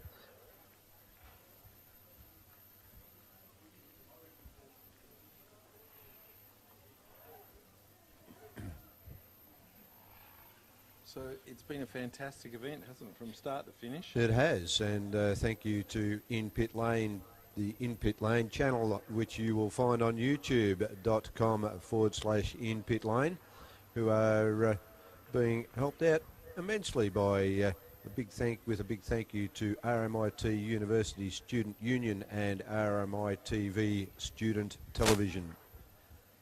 And when you think about this event, the Winton track, who's the gentleman you're speaking to with the hyphenated 4 or 5 names? Chris Lewis Williams. Yes, Chris Lewis Williams. He sounds like he's got lots of money, Lewis Williams. He is very keen to make sure this event stays here, isn't it? And he is. They're keen to work with SAE and make sure that it is a bigger and better event next year. And I think that keenness flows from both directions. I think the Formula SAE committee are very keen to continue on here. Yeah, it's a great venue, and it gets you out of the city of Melbourne and into an area that I think is absolutely gorgeous. Sue and I hadn't planned to stay around here. We'd probably have to go back and visit family, but next year for sure we're going to spend a few days, either before or after, we'll spend a few days having a look around the area. There's so much to see. There's a huge amount to see, and I'll be happy to assist as a tour guide. Yeah, we've got an inside expert, yeah. Inside, I don't know about the expert. Experts are drip under pressure. I qualify.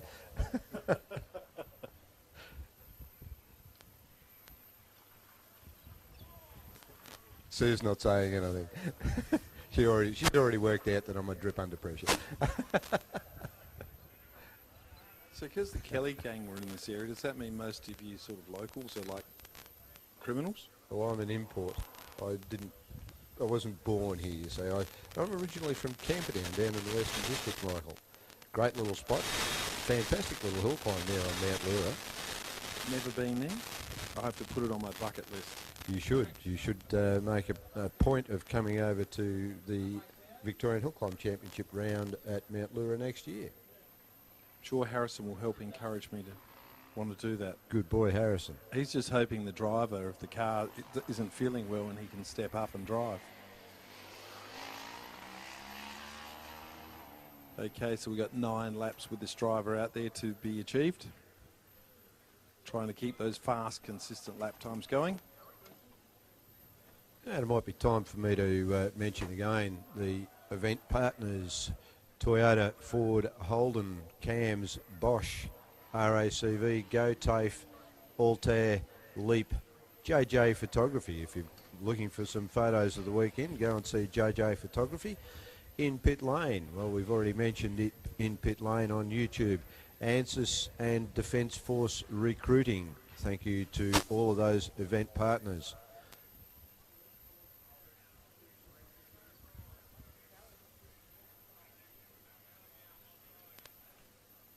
think we should thank the our timing people here too for doing a fantastic job. They've been working tirelessly away down here.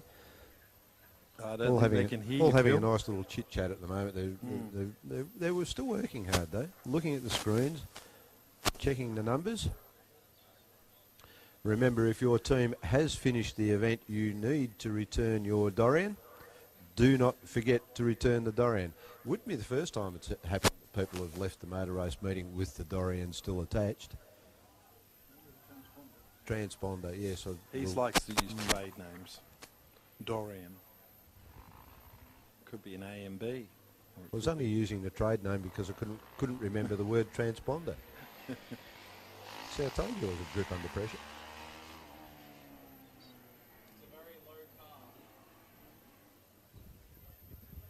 Okay, so our driver on the track, we've got an update. He's getting faster. He'll obviously like to see if he could go a bit quicker than the driver before him, but always a hard thing to do.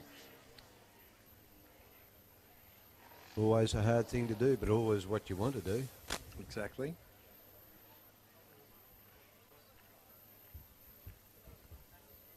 I don't know whether I've ever told you the story. Of course, you know that I built a Clubman back in the 70s and I used to race that. Is that when they used to weld everything with those oxyacetylene things? Yes, it's all nickel brazed chassis. Yes, don't stop picking on me. And it worked, and I still know how to nickel braze, I think. But yeah, sold the car, that went away, and then eventually it came on the market again, and a friend of mine bought it. Long and short of the story I'm going to bring out is that eventually we dual entered the vehicle at a hill climb at Camperdown, and I'd been asked if I could take some photos of the event for auto action as well. So I had 2 runs in the car and went, well, I've had enough. I'll go up the hill and take some photos. So I head up the hill and take some photos, and Brian's still driving the car. I'm standing up on the outside of the cutting, and here comes Brian, and I thought I'd better take this photo early. He crashed the car on the edge of the cutting at my feet, knocked the right-hand front wheel off the car. It was the first accident that the car had had. I thought Willem Tullett was driving it, actually. I remember you told me that story before. Who had to repair the car? The manufacturer, which was me. Yeah, Brian was sitting in the car, and I'm saying to him, Brian, are you all right? Well, knowing that he was, but I was saying it anyway. And he said, I'm sorry, Phil, I'm sorry, Phil. I said, Brian, are you all right? I'm sorry, Phil, I'm sorry, Phil. Brian, are you all right? Don't worry about the car. Are you all right? Yeah, I'm just concerned, Phil, because I'm going to return it to the manufacturer for repair. That's what mates are for.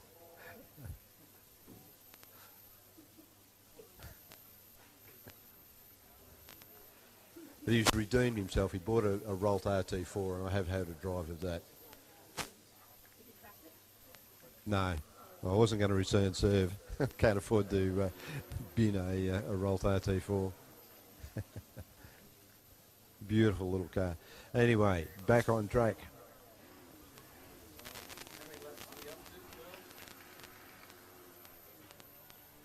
No, they're a bit busy in there. There's They are busy. I reckon gesticulation taking place. Oh, here they're talking about champagne. They're talking about all sorts of... Oh, I don't know about that. I think they're talking about how the numbers have got to be sorted out for the sorting out of the results as car 41 goes past yet again. You could really keep our volunteers busy down there, couldn't you, with numbers of the laps?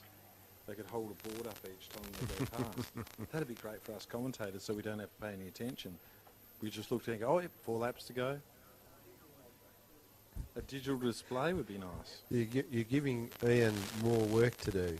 Ian's standing behind us. He can foresee that somebody's going to push that job onto him.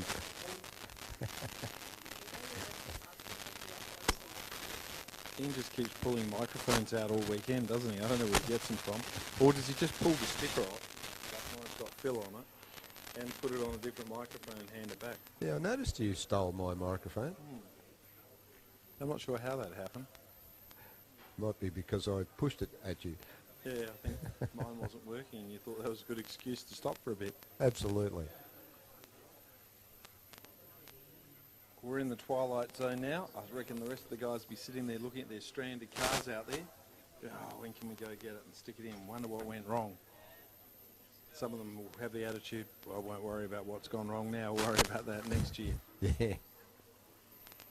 But I reckon being engineering background, they'd be curious to find out why it stopped. Absolutely. They'll all be analysing all of their data over and over.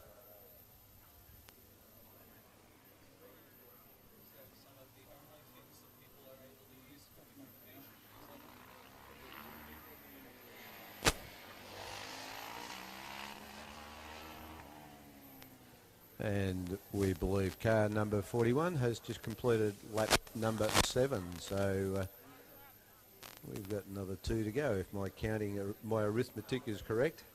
Oh, put your shoes back on. Why are you counting your toes?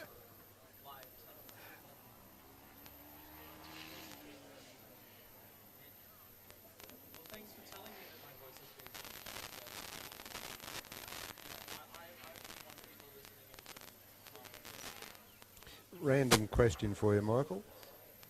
Which number between 0 and 9 has 4 letters or 4 characters in the name? Well, thanks for putting me under this. Quick, Harrison, give me a clue. 4. Correct. How many numbers have got 4-letter names? Willem, Harry, help me. Sue's got the answer. Mathematician? No. Oh, she's actually got to count them. 4.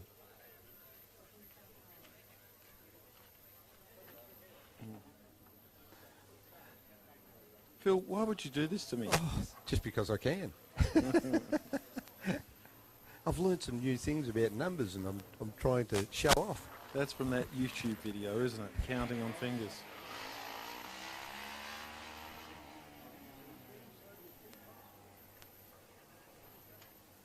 So on the final lap now, so let's see what he can do. Can he finish off with his best lap time?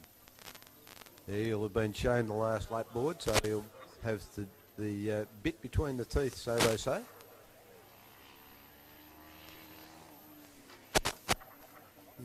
Yeah, let's hope he doesn't do the famous last lap. Oops.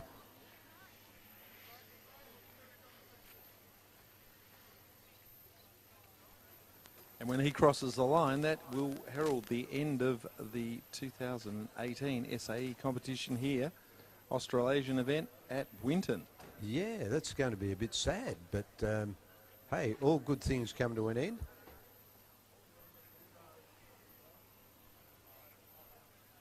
Of course, there is a presentation to take place, and after that there's an after party. So all of you Formula students out there, head up to the cafe and get your ticket for tonight's Formula after party. They're available up there. You can pay cash or you can put it on FPOS. Okay, we must be getting very close now. I see the checkered flag is there. Here he comes. He's wobbling his way through the cones.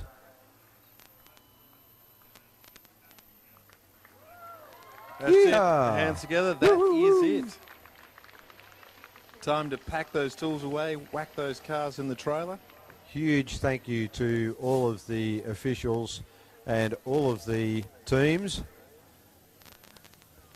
We have CAMS officials to thank. We have the scrutineers to thank. We've got the cafeteria staff up there who've been doing a fantastic job all weekend.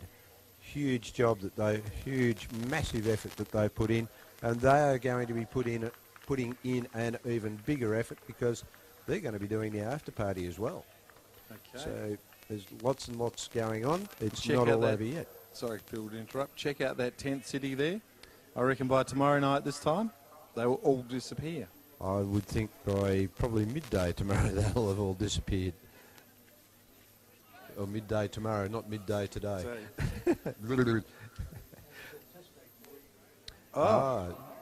Okay, so they've we'll still be here with Formula SAE testing.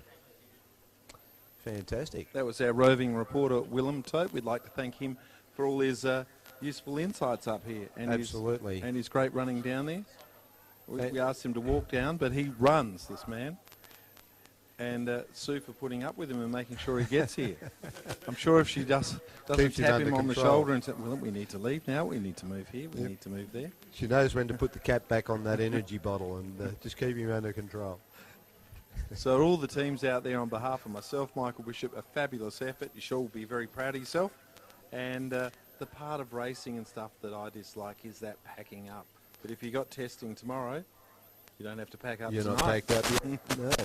And from me, Phil Memory, thank you for putting up with us all for the weekend. The presentations will be taking place later. I think that our timing is going to be all over the place, so on when that actually is going to occur. According to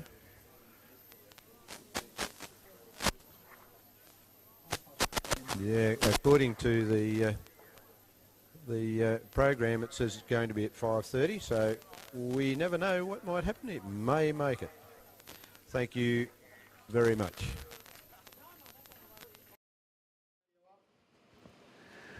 Okay, well, that's the end of hopefully the end of a very, very long and hot and wet and stormy weekend here at Formula SAE 2018.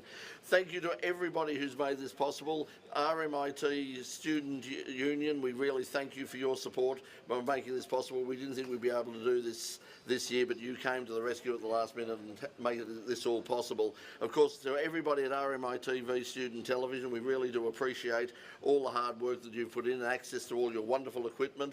As I said, I think it was yesterday, if you're in Melbourne and you're interested in a career in film and television, you could do a whole lot worse than to come to RMITV Student Television, become a member. You don't have to be a student, you don't have to go to RMIT University, you just have to have a passion for making television and media content. I want to say thank you from the bottom of my heart to all these amazing people who've made this possible over the weekend. Also a special shout out once again Peter Jones from Telstra, who once again came to our rescue. Also Ian from Winton, who's just done a terrific job. He's helped us out with a lot of practical things over the weekend. We just couldn't bring everything up, and when something was missing, chances are Ian would be able to find it and get hold of it. Also to Maggie down the media centre, who's made us feel very welcome, and everybody. It's been a great Formula SAE, probably one of the best that we've ever seen, and that's obviously because we've come up here to Winton, and like whatever you.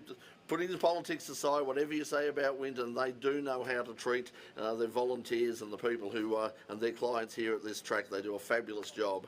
Congratulations to all of the teams, whether you came first, whether you came last. The fact is you made it here just like we did, and we do really appreciate it. For you, to all the people on the chat, thank you for putting up with all of the technical problems all day. Hopefully next year we'll have more time and some more resources, and we'll be able to get back to do this and do a much better job in 2019. But now from all of us on In Pit Lane, have a great break over the summer period, and we'll see you in 2019, both in the studio and also with some more live streaming, hopefully, from around Victoria and around Australia. But now from all of us here at RMITV Student Television, thanks for joining us, and goodbye.